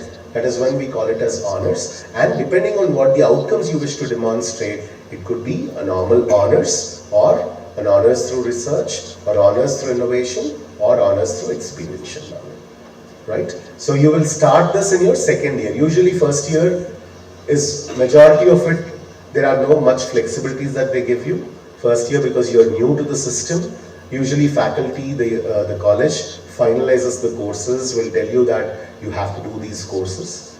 Once you wind up your first year, we will put forward several flexibilities and you can start choosing them.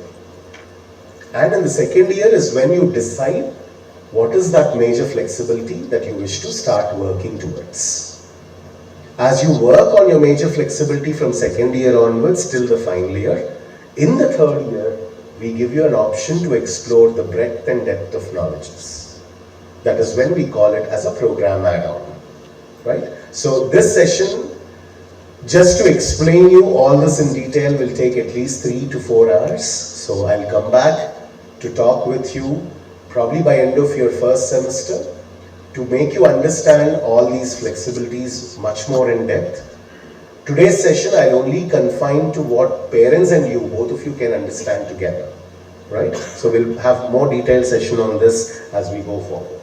So if those are all flexibilities in programs, a program is a set of courses, right? So when you take courses for a particular program, there are flexibilities in the courses also. Usually when you look at any university curriculum, usually choices are there only in electives. But what we do is we give choices in a variety of courses. The reason why we give so much choices in variety of courses is because we want every student to explore their passion and bridge it with the major program. That's because today a lot of students join CSE not just because they're interested in CSE. They have several reasons for it. Probably parents have pushed them, or friends have pushed them, or they themselves felt that, oh, everyone is studying CSE, why not I study CSE, right? So there are several reasons why someone studies a particular branch, CSE or EC or AIDS, right? There's a whole different set of stories I have on AIDS. I'll share with you all at some other point of time. But usually it is a lot of pressure that they see from everyone else, and that's why they join these programs. But they inherently have a lot of other qualities.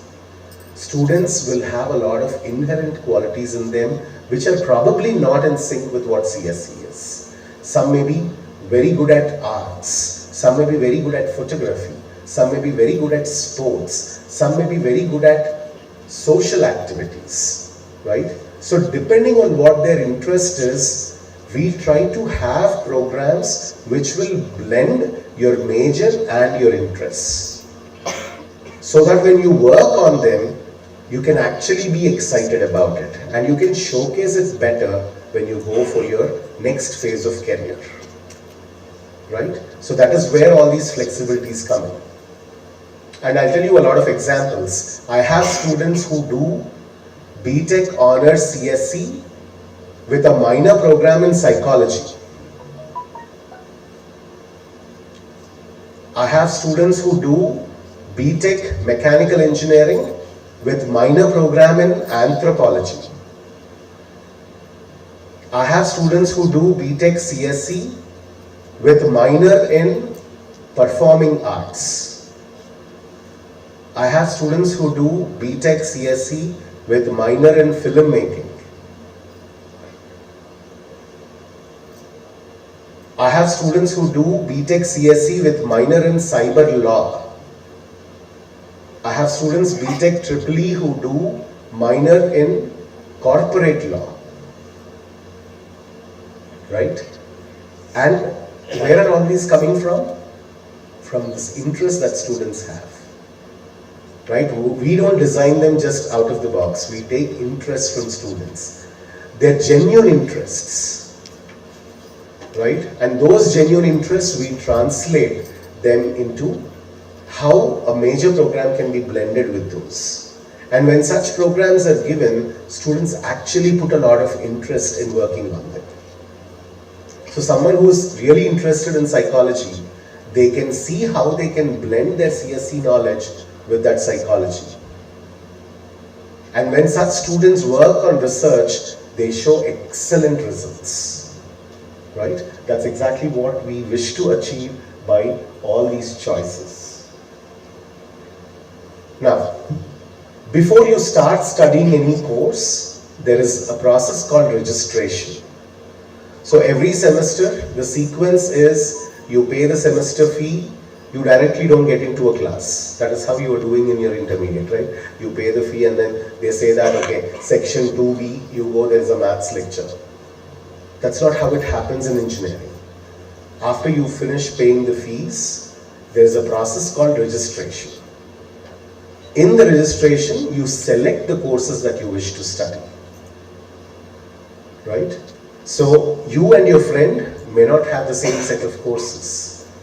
Depends on what your interest is, what their interest is. And when you select these courses during registration, what happens is there is an option called acceleration or deceleration. What does that mean? Even today, if you look at the campus, there are some students on the campus, some senior students on the campus. Did you observe them? There were few students wearing those ID cards, right? What were they doing here in summer vacation? They're all supposed to be in vacation, right? What were students doing here? Did you ask any one of them? If you ask them, they would say, I'm writing an exam. Which exam?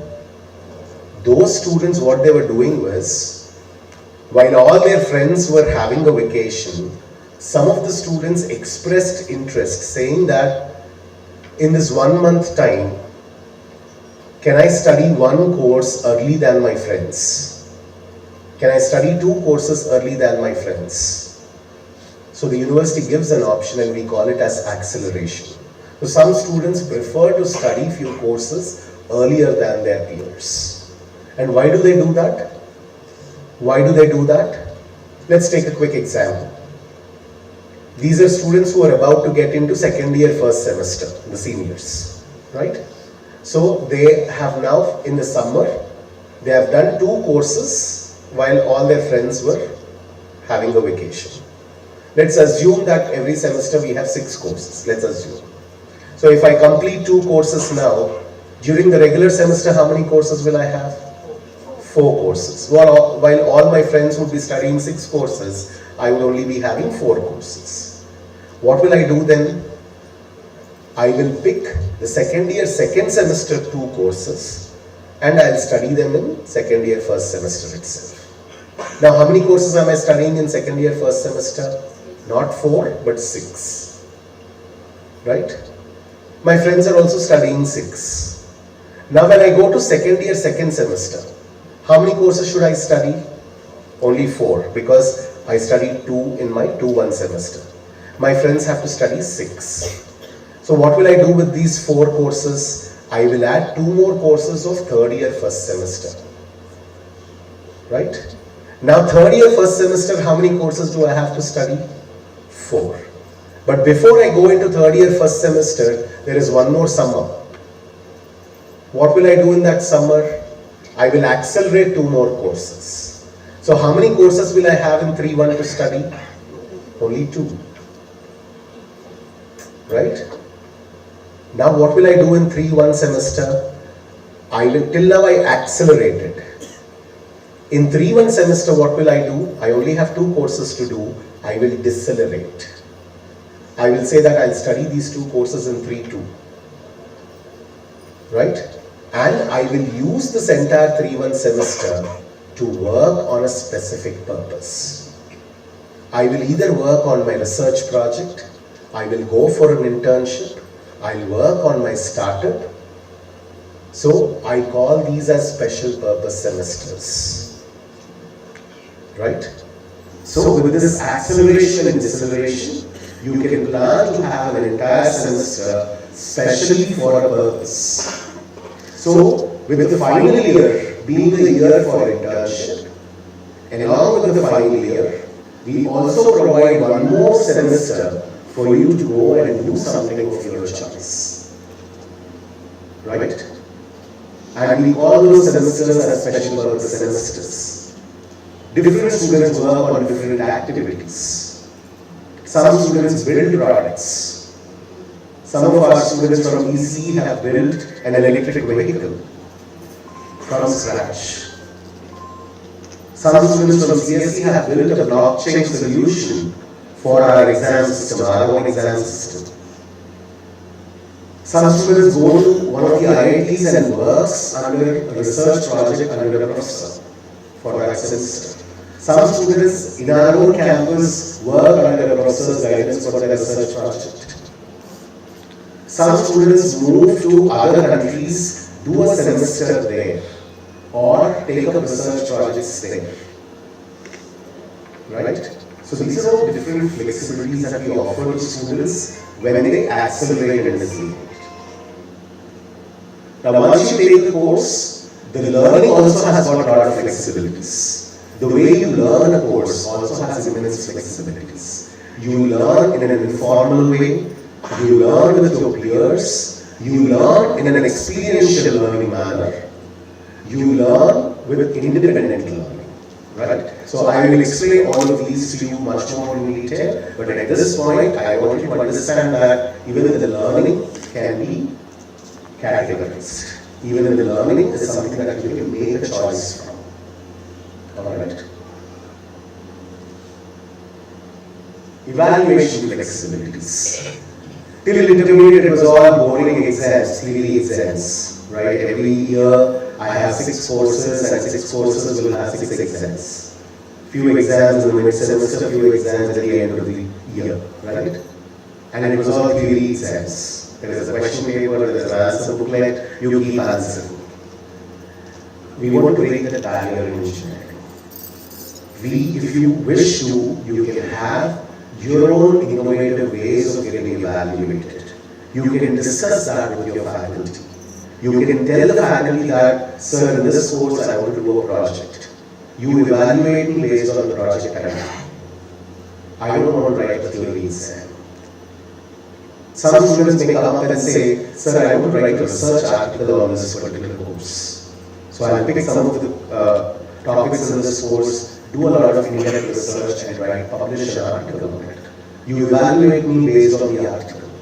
Some students may come up and say that, sir, instead of this course final exam, why don't I do a global certification?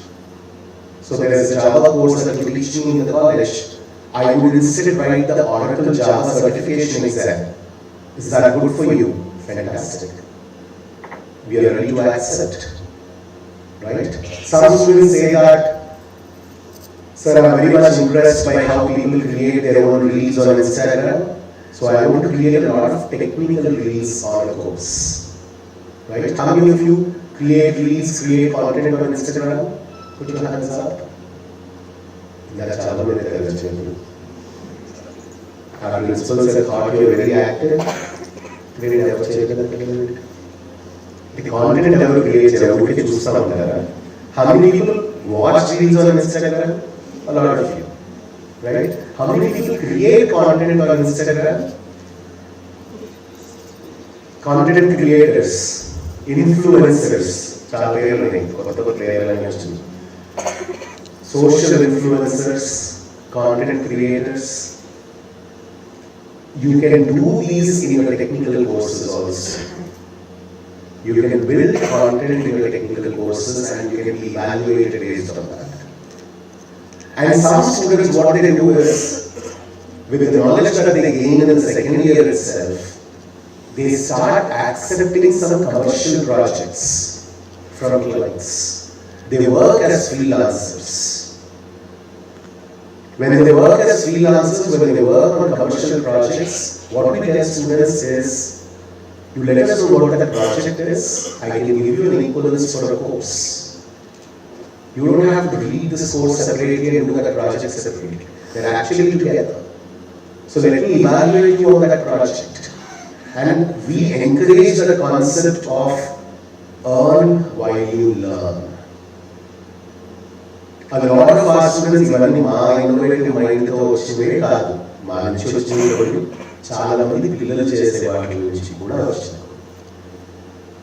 while you learn. So I am very proud to say that the entire academic system is built by the students, by different innovative things that students do, and our zeal to bring that into our academic system.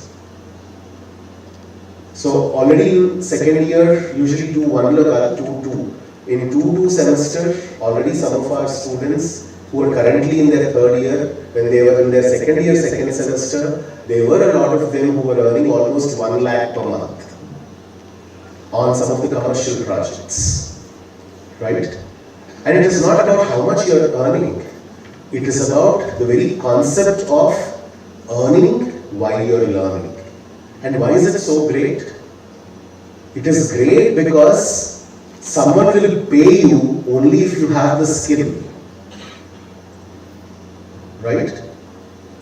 Mano degree techukochu, excellent exam rasesi 10 out of 10, 100 out of 100, excellent grade in techukochu. Oka global certification techukochu. But then you cannot convince someone to pay you without you having the skill. So if someone has paid you, that itself is an indication that you possess that skill. And that is an excellent way to showcase to the entire world that you're skilled. That is the reason why we encourage a lot of students to take up such freelancer positions, such consultation projects, and earn whatever that comes in. Right? Some people, definitely because of their financial situation, they earn more to support. Some students do that out of passion. Some students do that just to showcase. Some students do that just to compete with their friends. Right? Different reasons. But whatever is the reason, the very option is a fantastic way to showcase to the world that I have a skill that you can watch out for. Right? So all these we bring into our evaluation components. We call the last one as work and leave. The learning. Let me get back to this learning and let me reiterate in one of the statements that principal has mentioned. Till intermediate, learning a good student. How do you define a good student till now? How does a good student behave like? How does a good student behave like? Were you a good student? Say yes or no? No? You should be a good student. You are a good student. So, how does a good student behave like? Wakes up early in the morning, gets ready for the college, packs all the notebooks, goes to the class on time, right? Sits in the first, second bench, waits eagerly for the lecturer to come to the class. The moment they start explaining something, they make a note in the book, right? Once the class is over, once the college is over, they'll come back, open the notebook, study everything. That's how you define a good student. Everybody agree? Let us flip this slightly in engineering. What do you mean by flipping it? And why should you flip it? When I say flip it in engineering, what I mean to say is, learning doesn't start in the classroom. Learning starts at your home. Do not wait till the teacher starts to teach you. You start learning. You go prepared to a class with all the knowledge. కొంతమంది students ఇది చెప్పగానే నేనే అంత చదువుకుని వెళ్తే కాలేజ్కి వెళ్ళిపోయాను నేను ఇంకా కూర్చోవచ్చు కదా. What is the purpose of going to college if I study everything at home? Going to college, the purpose is not to learn. That is where flipped learning comes into picture. The purpose of going to college is after you learn to solve the complex problems. Traditional practice, what is happening in the traditional practice? I start learning in the college and my teacher teaches me everything. They will give me a problem to solve. I come back home and solve the problem, right? Is that what happens in the traditional practice? But then when I solve the problem, where am I? Where am I sitting when I solve the problem? I am at home. And when I am at home, who is there with me when I solve the problem? No one is there with me. I am all alone. So how do I solve a complex problem? That is where flipped learning comes into picture. When all the little things are studied by you at home, when you spend time at home, when you go prepare to a class, in the class you can spend time with your friends, with your faculty to solve complex problems. So the classroom activity is more of an activity than faculty teaching. If you are going to college only to sit in a bench and listen to faculty, you can as well listen that from home also. Faculty will record a video and they'll send you. You listen to that video at home. Your learning is done. Right? What you need to do in the college? After this learning, go to the college, sit with your friends, sit with your faculty, solve complex problems. That is where you need help. నువ్వు బుద్ధిగా బుద్ధిమంతుడిగా first బెంచ్లో కూర్చుని పాఠం అస్సలు miss అవ్వకుండా వినేవాడివి అది ఇంట్లో కూడా చేయొచ్చు కదా. Right? That is exactly what we want you to do. So learn and then go to the class. If you do that, you will utilize your engineering faculty and the time in a much, much better manner. So always practice flipped learning for every course of yours. కొన్ని కోర్సులకి flipped learning చేయాలి, కొన్ని కోర్సులకి పనికిరాదు, అట్లా ఏం లేదు. These are all excuses people give. You can do flipped learning for every course of yours. Go to a class, any class that you go, ensure you go to a class prepared. ఎంత స్ట్రాంగ్గా prepare అయ్యి వెళ్ళాలంటే అదేదో నువ్వే class చెప్తున్నట్టు వెళ్ళాలి. Tomorrow's class I need to teach 10 more students. That is how prepared I should go to the class. Will you understand everything when you prepare at home? Probably not. You will still have questions. You will still have a lot of doubts. You will get time to get those doubts clarified in the class when you go prepared. Right? So I want to focus, I want to alert you all on this flipped learning and ensure you practice it in every course of yours. Parents also take that responsibility to remind the students that every class that they go into, it is not about studying what has happened in the class, it is also about studying what they are about to get into a class. Give that support to the students when they are at home. Alright, I'll cover a lot of other aspects as we go forward in the next sessions.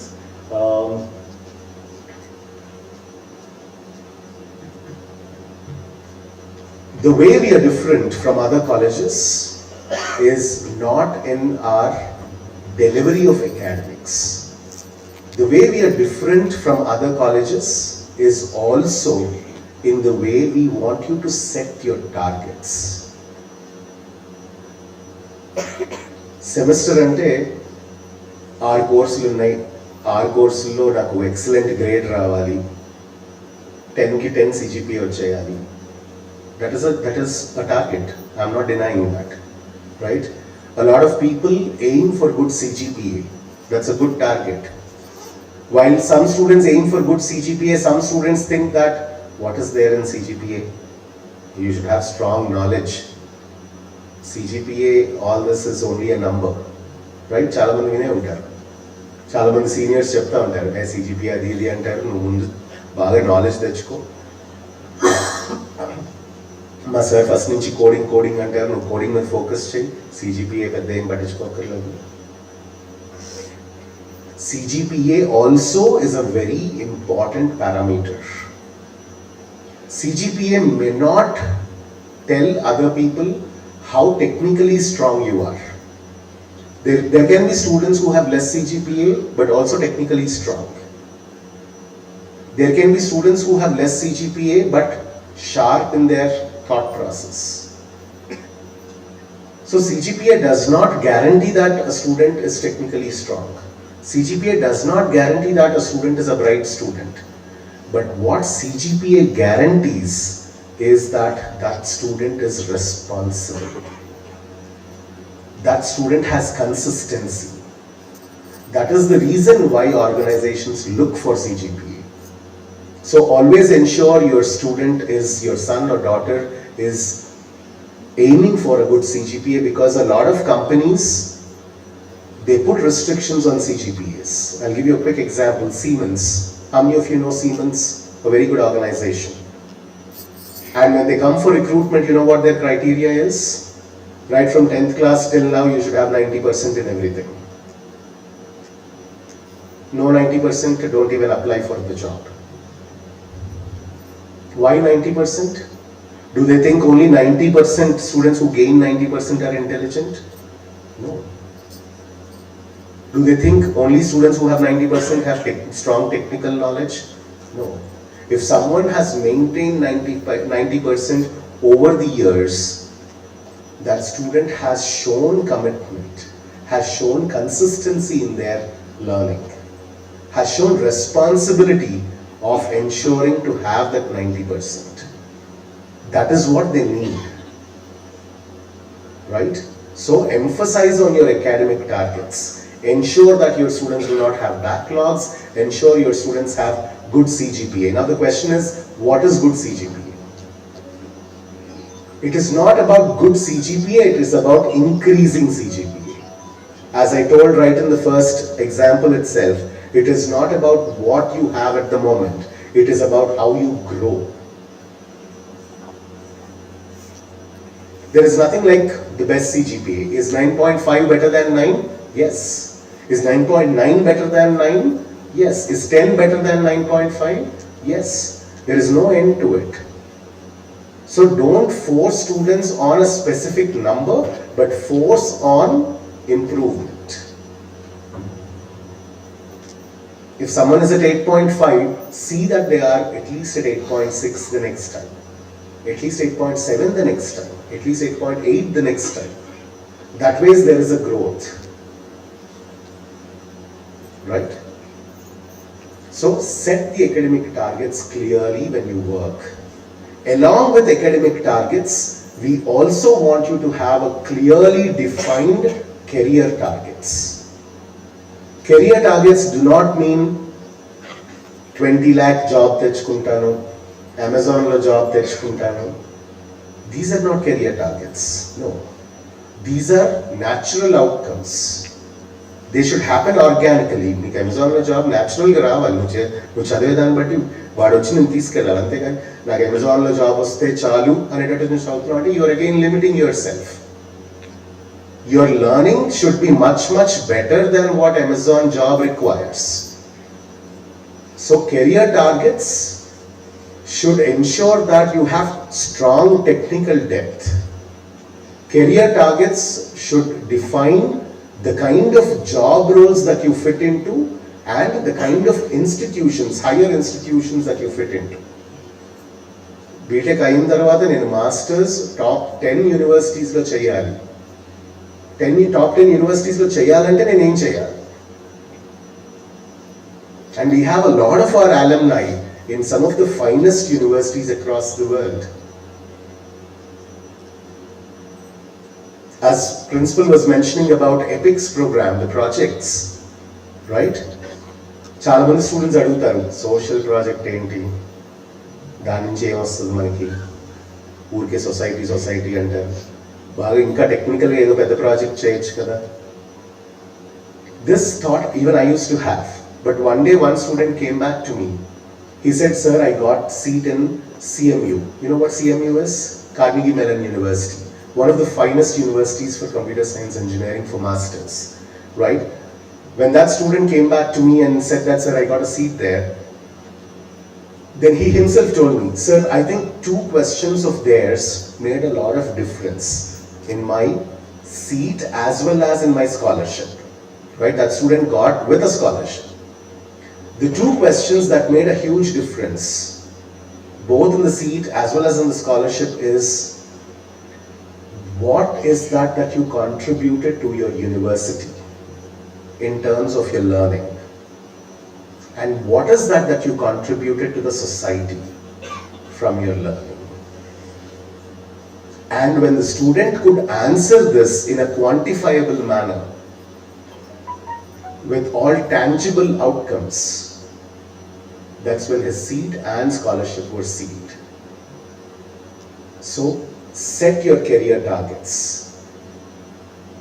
Raise the bar of technical knowledge, depth, and ensure that you reach to those heights. Every year have clear targets. You have to define that yourselves. You need to start chasing those targets. Chase those targets without getting stressed. Chase those targets by clear prioritization.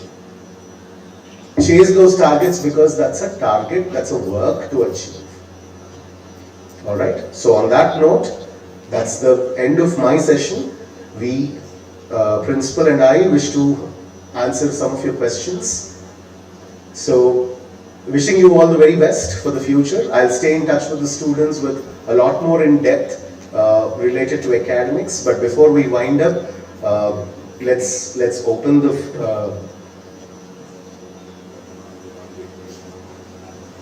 stage is now open for people to ask questions. We can share our mics with you. Raise your hand if you have a question and we can answer those questions. Can we have the lights turned on, please? Yeah.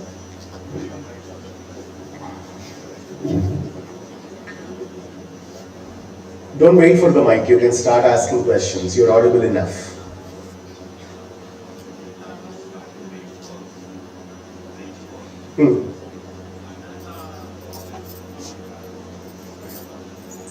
See, we usually run a bridge course before we start the actual semester. The purpose of running that bridge course is to set the tone for the semester. Because different people come from different colleges, different backgrounds. Some come from intermediate, some come from 10+2. So we want to ensure that they are at a certain level when we start the actual academic semester. And we also want to give them some foundational instructions, right? Certain universal human values that everyone should have, certain ethics that everyone should have, right? We want to try and make them understand what plagiarism is, what kind of ethics they need to follow when they are in the engineering stream. So we want to begin with those and then move on to the regular semester. So that is the reason why we have a bridge course, and it is extremely important for every student to attend the bridge course classes before they start the semester. That sets the right foundation for the entire classwork. I'm going to add a few more points. The bridge course will commence from Monday and to end up by 27th. The 28th onwards, the regular class will commences. That's one thing. And second thing is based on the requirements or the boarding points given by the students or parents. The transport facility will be finalized maybe after 1 or 2 weeks. The routes will be finalized. As on date, there are 8 routes being operated for this campus, and we are about to add 14 routes, new routes. So together, we'll have 22 routes that will be operated within a few days, maximum by this month end. And no need to bring any specific books, no need to buy any books as of now. You need a laptop from the day of 28th of this month. But now this is the bridge course. Bridge course consists of all basics, refreshing the fundamentals. Like he said, human values, logic, introduction to logic building kind of thing, and some sports, some activities to make you smooth, so that the transition is very smooth and you get acquainted with model. And we'll take sessions continuously about dress codes, discipline rules, opportunities, foreign exchange programs, collaborations. Our deans will come and talk to you in class, very specific to those areas. That will be done in coming 2 weeks. Sorry? Timings for The university timings are 8 to 4 and 6 days a week. And as I said in the morning session also, we need a lot of working hours to make our program more effective and rigorous. For various reasons, we take very less number of holidays, unlike a typical college. So the students have to be prepared mentally. And there is another important reason. The 4th year, mostly the students get internship placements model opportunities, hence they will be in the company in the 4th year. So most of the courses and all learning will be done within 3 years. So 4th year will be in the companies where they get selected. Any other questions, please? We want you to treat this as your home. So why would you have holidays away from home? And why would it be 8 to 4 at home? It should be every hour at home. Right? We have a lot of our students who work late night, who stay back on campus for their projects. We give them all the required facilities. So do not treat campus life as 8 to 4. Right? For few logistics, we maintain it that way, but there is absolutely no need that it has to be 8 to 4. If a group of friends want to stay back, work on a project, sit with the faculty to discuss on a topic, always feel free that this is your home and the timings can always be extended, right? Some students get back to us and say that, sir, can you give me that lab keys? I'll take the responsibility. We'll all sit in that lab, we'll study for the entire night. Why not? Right? So we can hand over the keys, they can use that entire lab throughout, and they can utilize all the resources. So do not take it as an 8 to 4. 8 to 4 on your regular days, but when you have work, when you have to do certain projects, when you have certain ideas to implement, it is all 24/7, all days. Why just 6 days? all days. To add that further, we have the hostel facility exactly in front of our building, opposite to it. Those who are interested can have a look at it. But as I said, there are so many benefits, advantages if you are a hostler.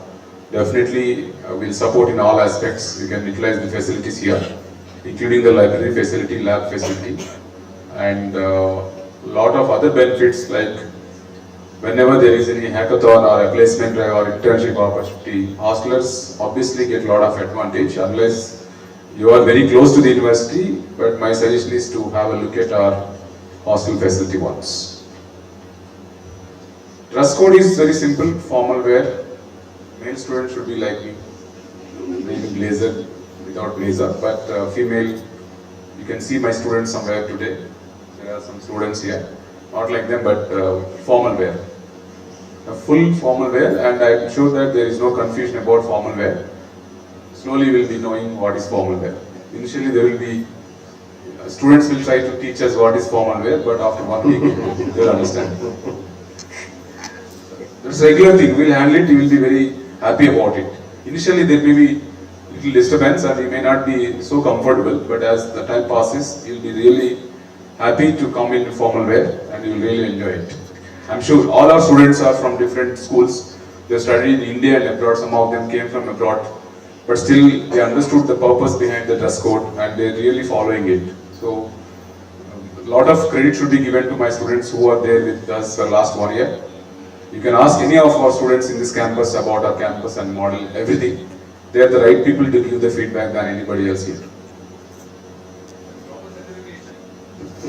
Global certifications. Okay, Yeah, someone was asking about global certification. Can you be more elaborate with that question, please? Who was that? Be a bit louder.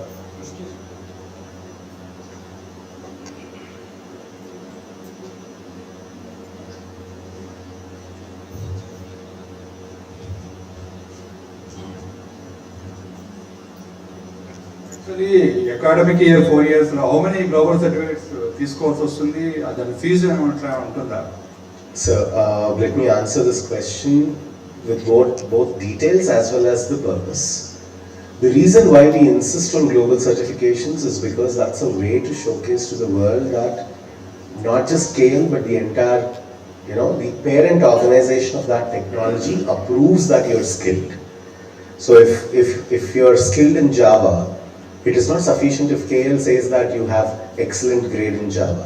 It is important that Oracle says that you are excellent in Java, right? That is when you stand high in your chances to get placed in some of the reputed organizations, and that is why we insist on a lot of global certifications. And global certifications are something that you do, write the exams with some third-party exam providers, and they are someone who is completely out of our control. So they charge you for those examinations, and that is a payment that you will have to directly pay online for those examination providers. What we do from our side is we talk to them and tell them that a lot of our students want to take this exam, so you better reduce the price. So when that conversation happens, what happens is the prices are reduced for the students. So in majority of the cases, we do not wish to be the middleman. We want students to directly approach them, get the vouchers and take the exam. For a reduced cost in some cases, probably not for a reduced cost in some cases. And each organization is different. Some organizations for a reduced cost, they also give a second attempt. Some organizations for a reduced cost, they don't give us a second attempt. For some organizations, they don't even reduce the cost. Right? So it varies from organization to organization, and students, depending on their interest and depending on their career choices, they take advice from us and they take those global certifications. We blend some of those global certifications as part of our academics, because when it is part of your academics, you learn it as thorough as required for a global certification. And usually we insist on 4 global certifications. That's the minimum requirement.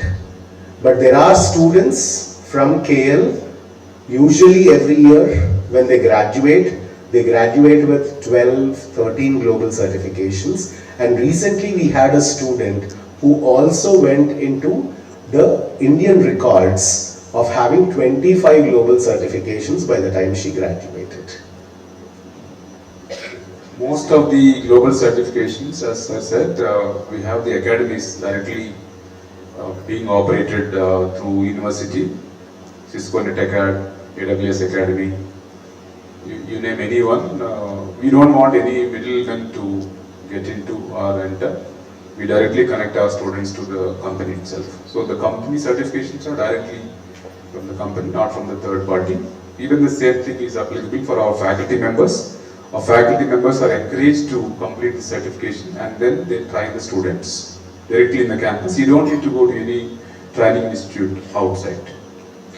Also, one more thing that I wish to add is there are different ways in which you can get discounted vouchers for these exams. For some exams, you can go to an extent where the entire voucher is free of cost. For some exams, it is discounted to an extent of 70%, 80%.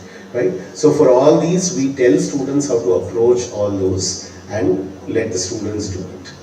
So right from zero cost to about 15,000, 16,000 cost, you have varied number of global certifications. So this year, how many students intake particular this branch? So this year we have computer science 600, artificial intelligence and data science 60, the CSIT 120, EC 60.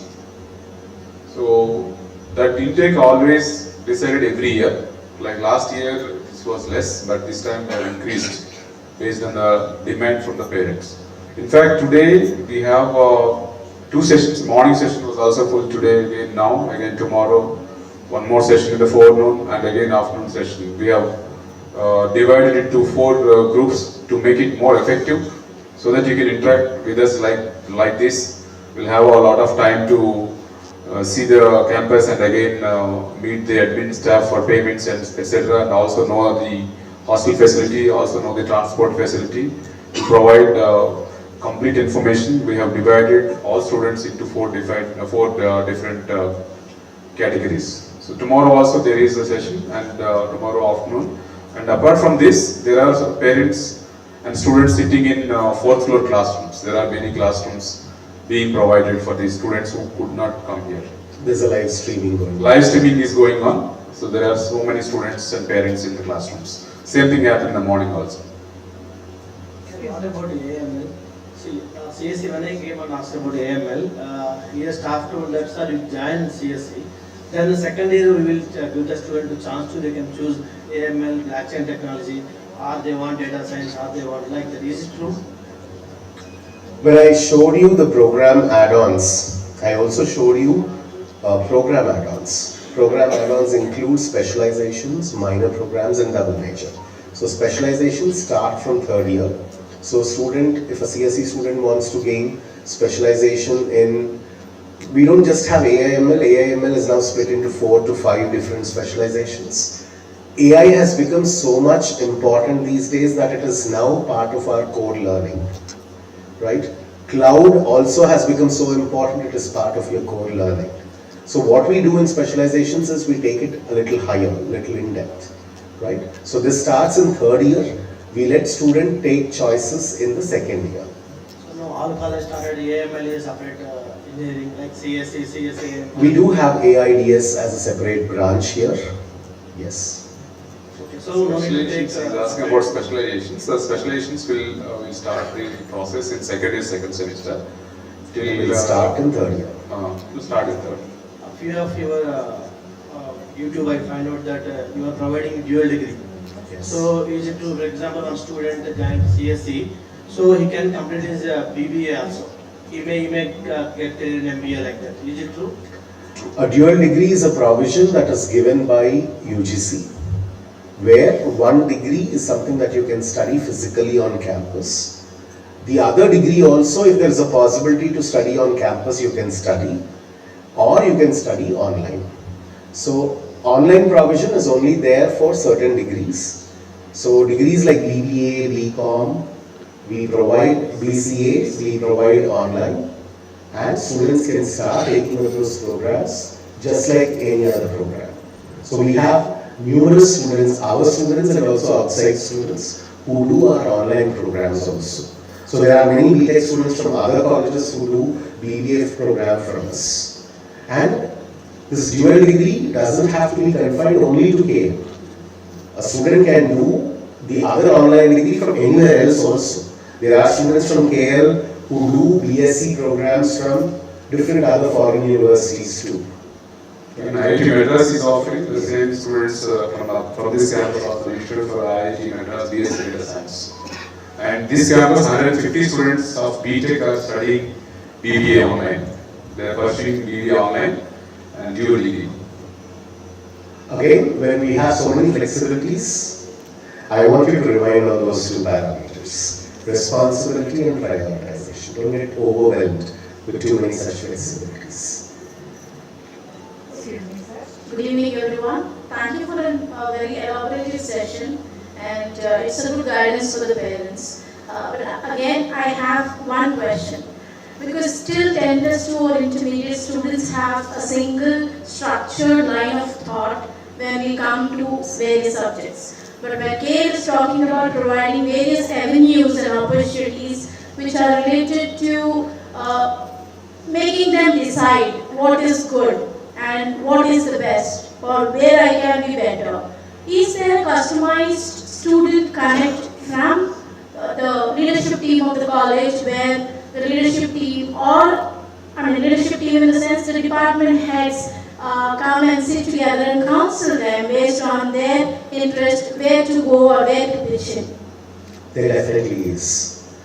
I'll give you a quick example. Yesterday we ran, our second year students are about to register for their semester. So their classwork is going to begin from 15th of July.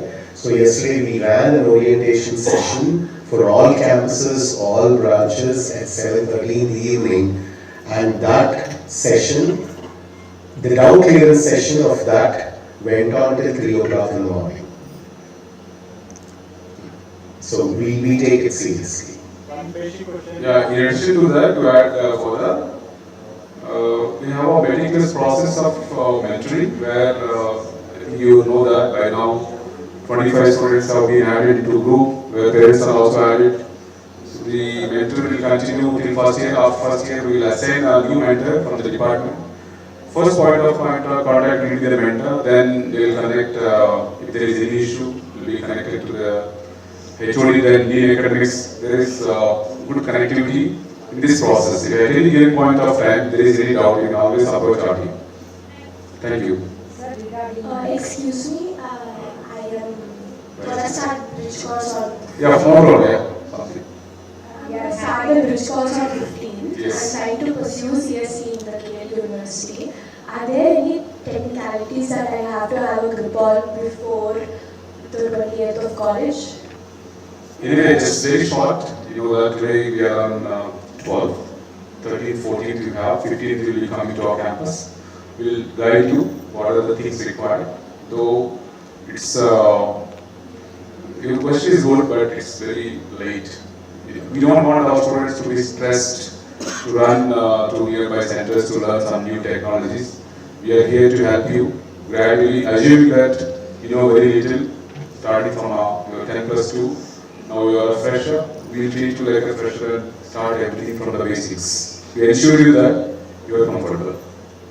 So we will be relaxed. I think that's one of the USPs of KL. We do not assume our students, we do not take the smartness of our students for granted.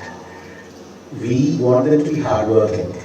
And when they are hardworking, I think we take all the responsibility to build that intelligence into them.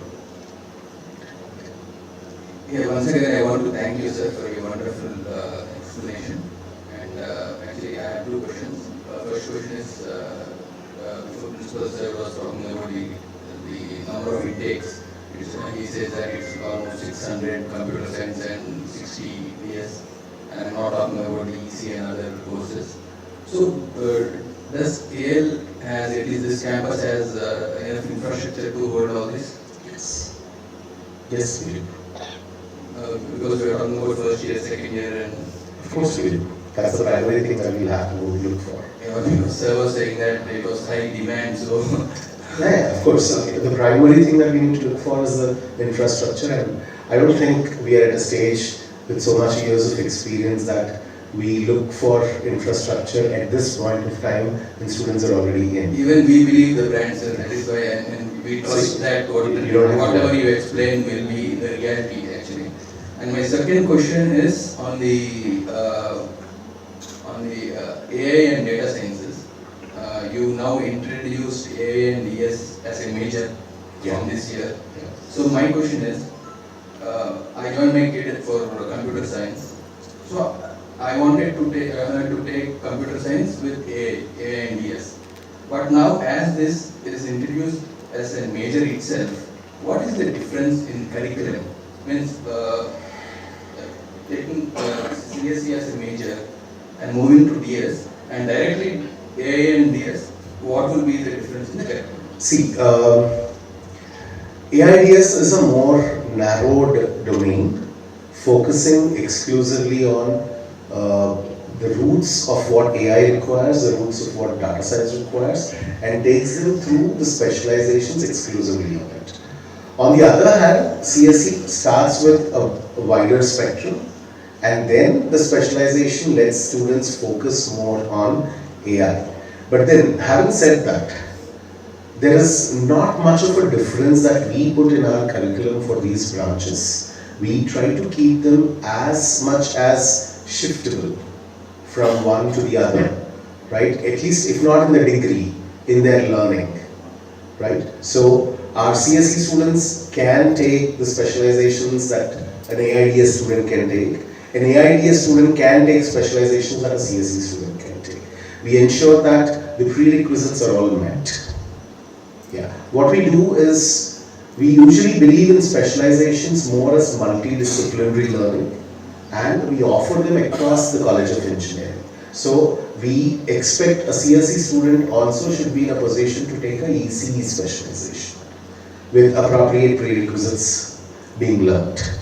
Right? So that's our primary philosophy when we build our academic structures. Though it is not very strongly evident in India because of various governing bodies, what we believe is a student, when he comes into a campus, depending on his choices of courses, should take a set of courses and eventually graduate in what he has studied. Right? That's the whole philosophy behind. We don't want to freeze on the major forcibly onto a student, but somehow because of certain requirements from AICTE or UGC, certain restrictions are there still. Our philosophy is way beyond that. I hope probably in the next few years we can achieve what our philosophy is in total. We achieve it partially, but we expect it to be achieved in total. We are ready for it. I hope the government also will become ready one day. Good evening, everyone.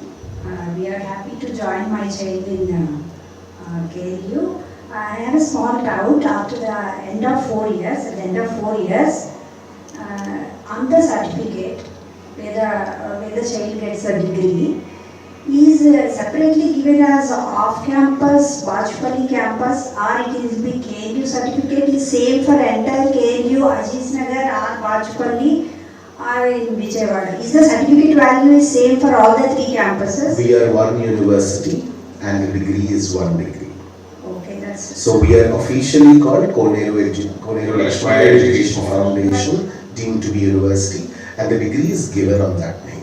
Not like off-campus Bachupally. Yeah, that's great, sir. And regarding the timings of bridge course, is the timings of bridge course 8 to 4 same?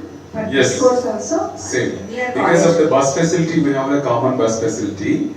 We have arranged as 8 to 4. But however, there is any delay, we can consider only during this period. But actually, the class work, once the class work commences, difficult. 8 to 4 is a standard time that we have to follow because all faculty members, staff, everyone comes on time by 8 o'clock, including myself. So, It's for sure that off-campus will not be seen on the certificate at the end of the course. Without a doubt. Yeah, thank you for that. And being a mother, I am very We particular about the safety and security of the girl child. Please ensure the safety and security of the girl child in the campus. and please maintain very neatness in the restrooms, and please see that equality, and though it is from outsourcing, please maintain quality and good food in the food court, because oily junk food, please see that the junk food and oily food is not provided. You just make it as a mandatory, and I request, it's a request from parents' side. Sure, we'll definitely accept it. Point noted. We'll, Restrooms act upon it, cleanliness yeah. please be maintained, Definitely. because I have visited 2-3 times the college, and even restrooms I have seen. It's We'll definitely okay, take but it. not that maintained during vacation time. I thought because vacation no vacation students, time usually students are on leave. because studies we are not bothered, because child will definitely take care, parents will take care, and even the university will take care. But safety, security wise, health Yeah, wise, for all this, ma'am, for I'm safety and really security. concerned about that. Safety and security, I request you to talk to my students who are agreeing today. They are the right people than us. All points noted, ma'am. It's wonderful that you have pinpointed everything. Without a doubt, KL University is known for especially girl-child safety. Where we come from, Vadeshwaram campus, we are known for it. Our USP is that, though a lot of students don't like it, but we still say that you need to follow certain rules. Right? 40% of this campus, more than 40% of this campus are female students. More than 40, I would say close to 50. The class of, if you see 64, half of the seats are occupied by female students in this campus. I'll tell you a little instance. One day a girl student has come to me and she was like very frustrated. I asked what happened and she's like, sir, the security people are behaving very rude. I said, are they behaving rude with you?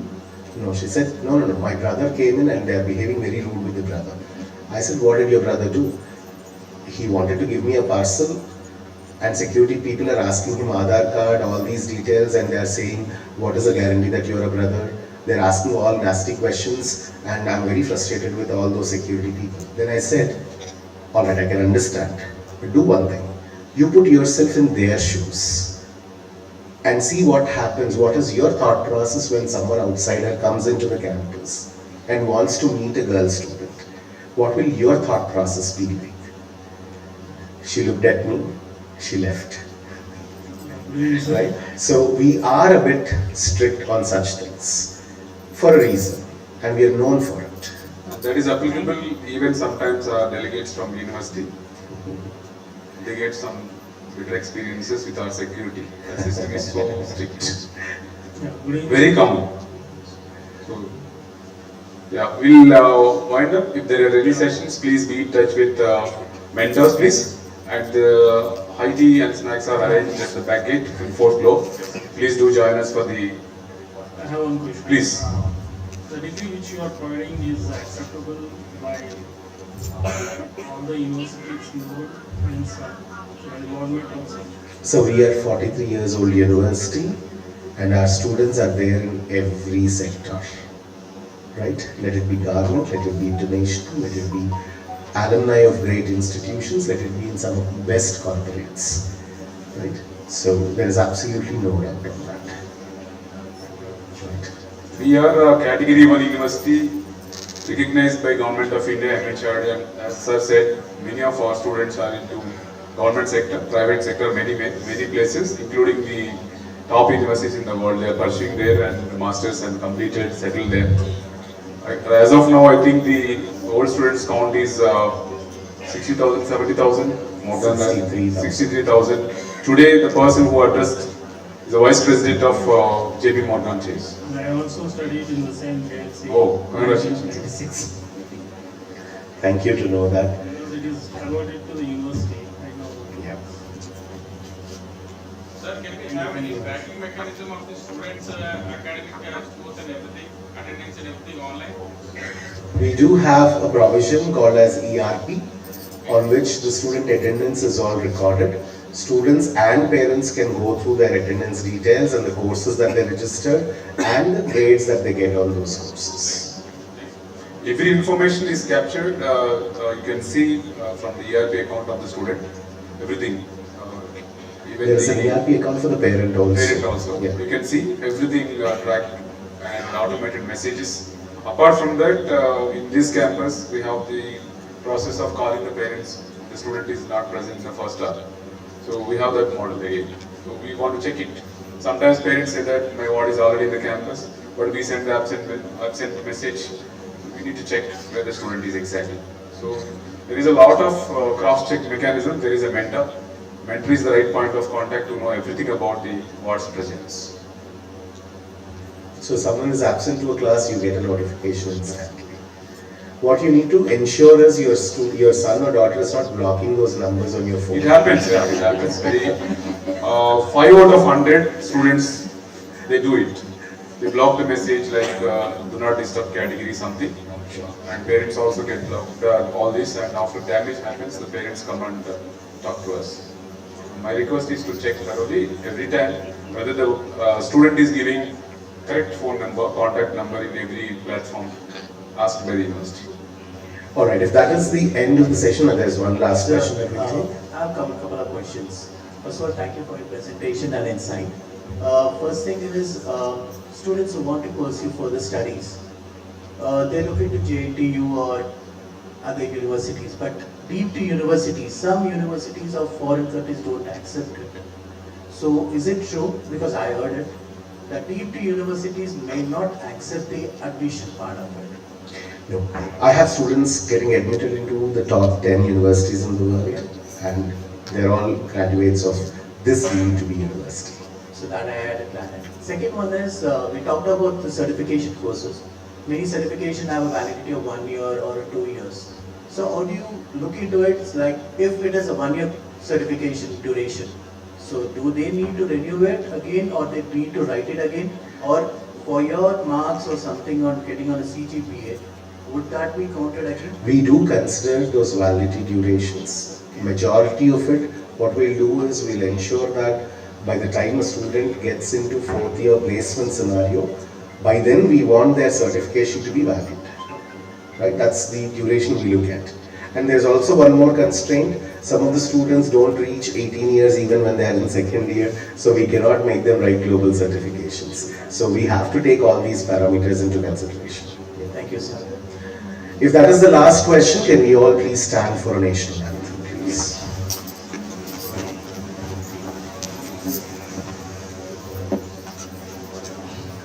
जनगण मन अधिनायक जय हे भारत भाग्य विधाता पंजाब सिंध गुजरात मराठा द्राविड़ उत्कल बंगा विंध्य हिमाचल यमुना गंगा उज्जल जलधि तरंगा तव शुभ नामे जागे तव शुभ आशीष मांगे गाहे तव जय गाथा जन गण मंगलदायक जय हे भारत भाग्य विधाता जय हे जय हे जय हे जय जय जय जय हे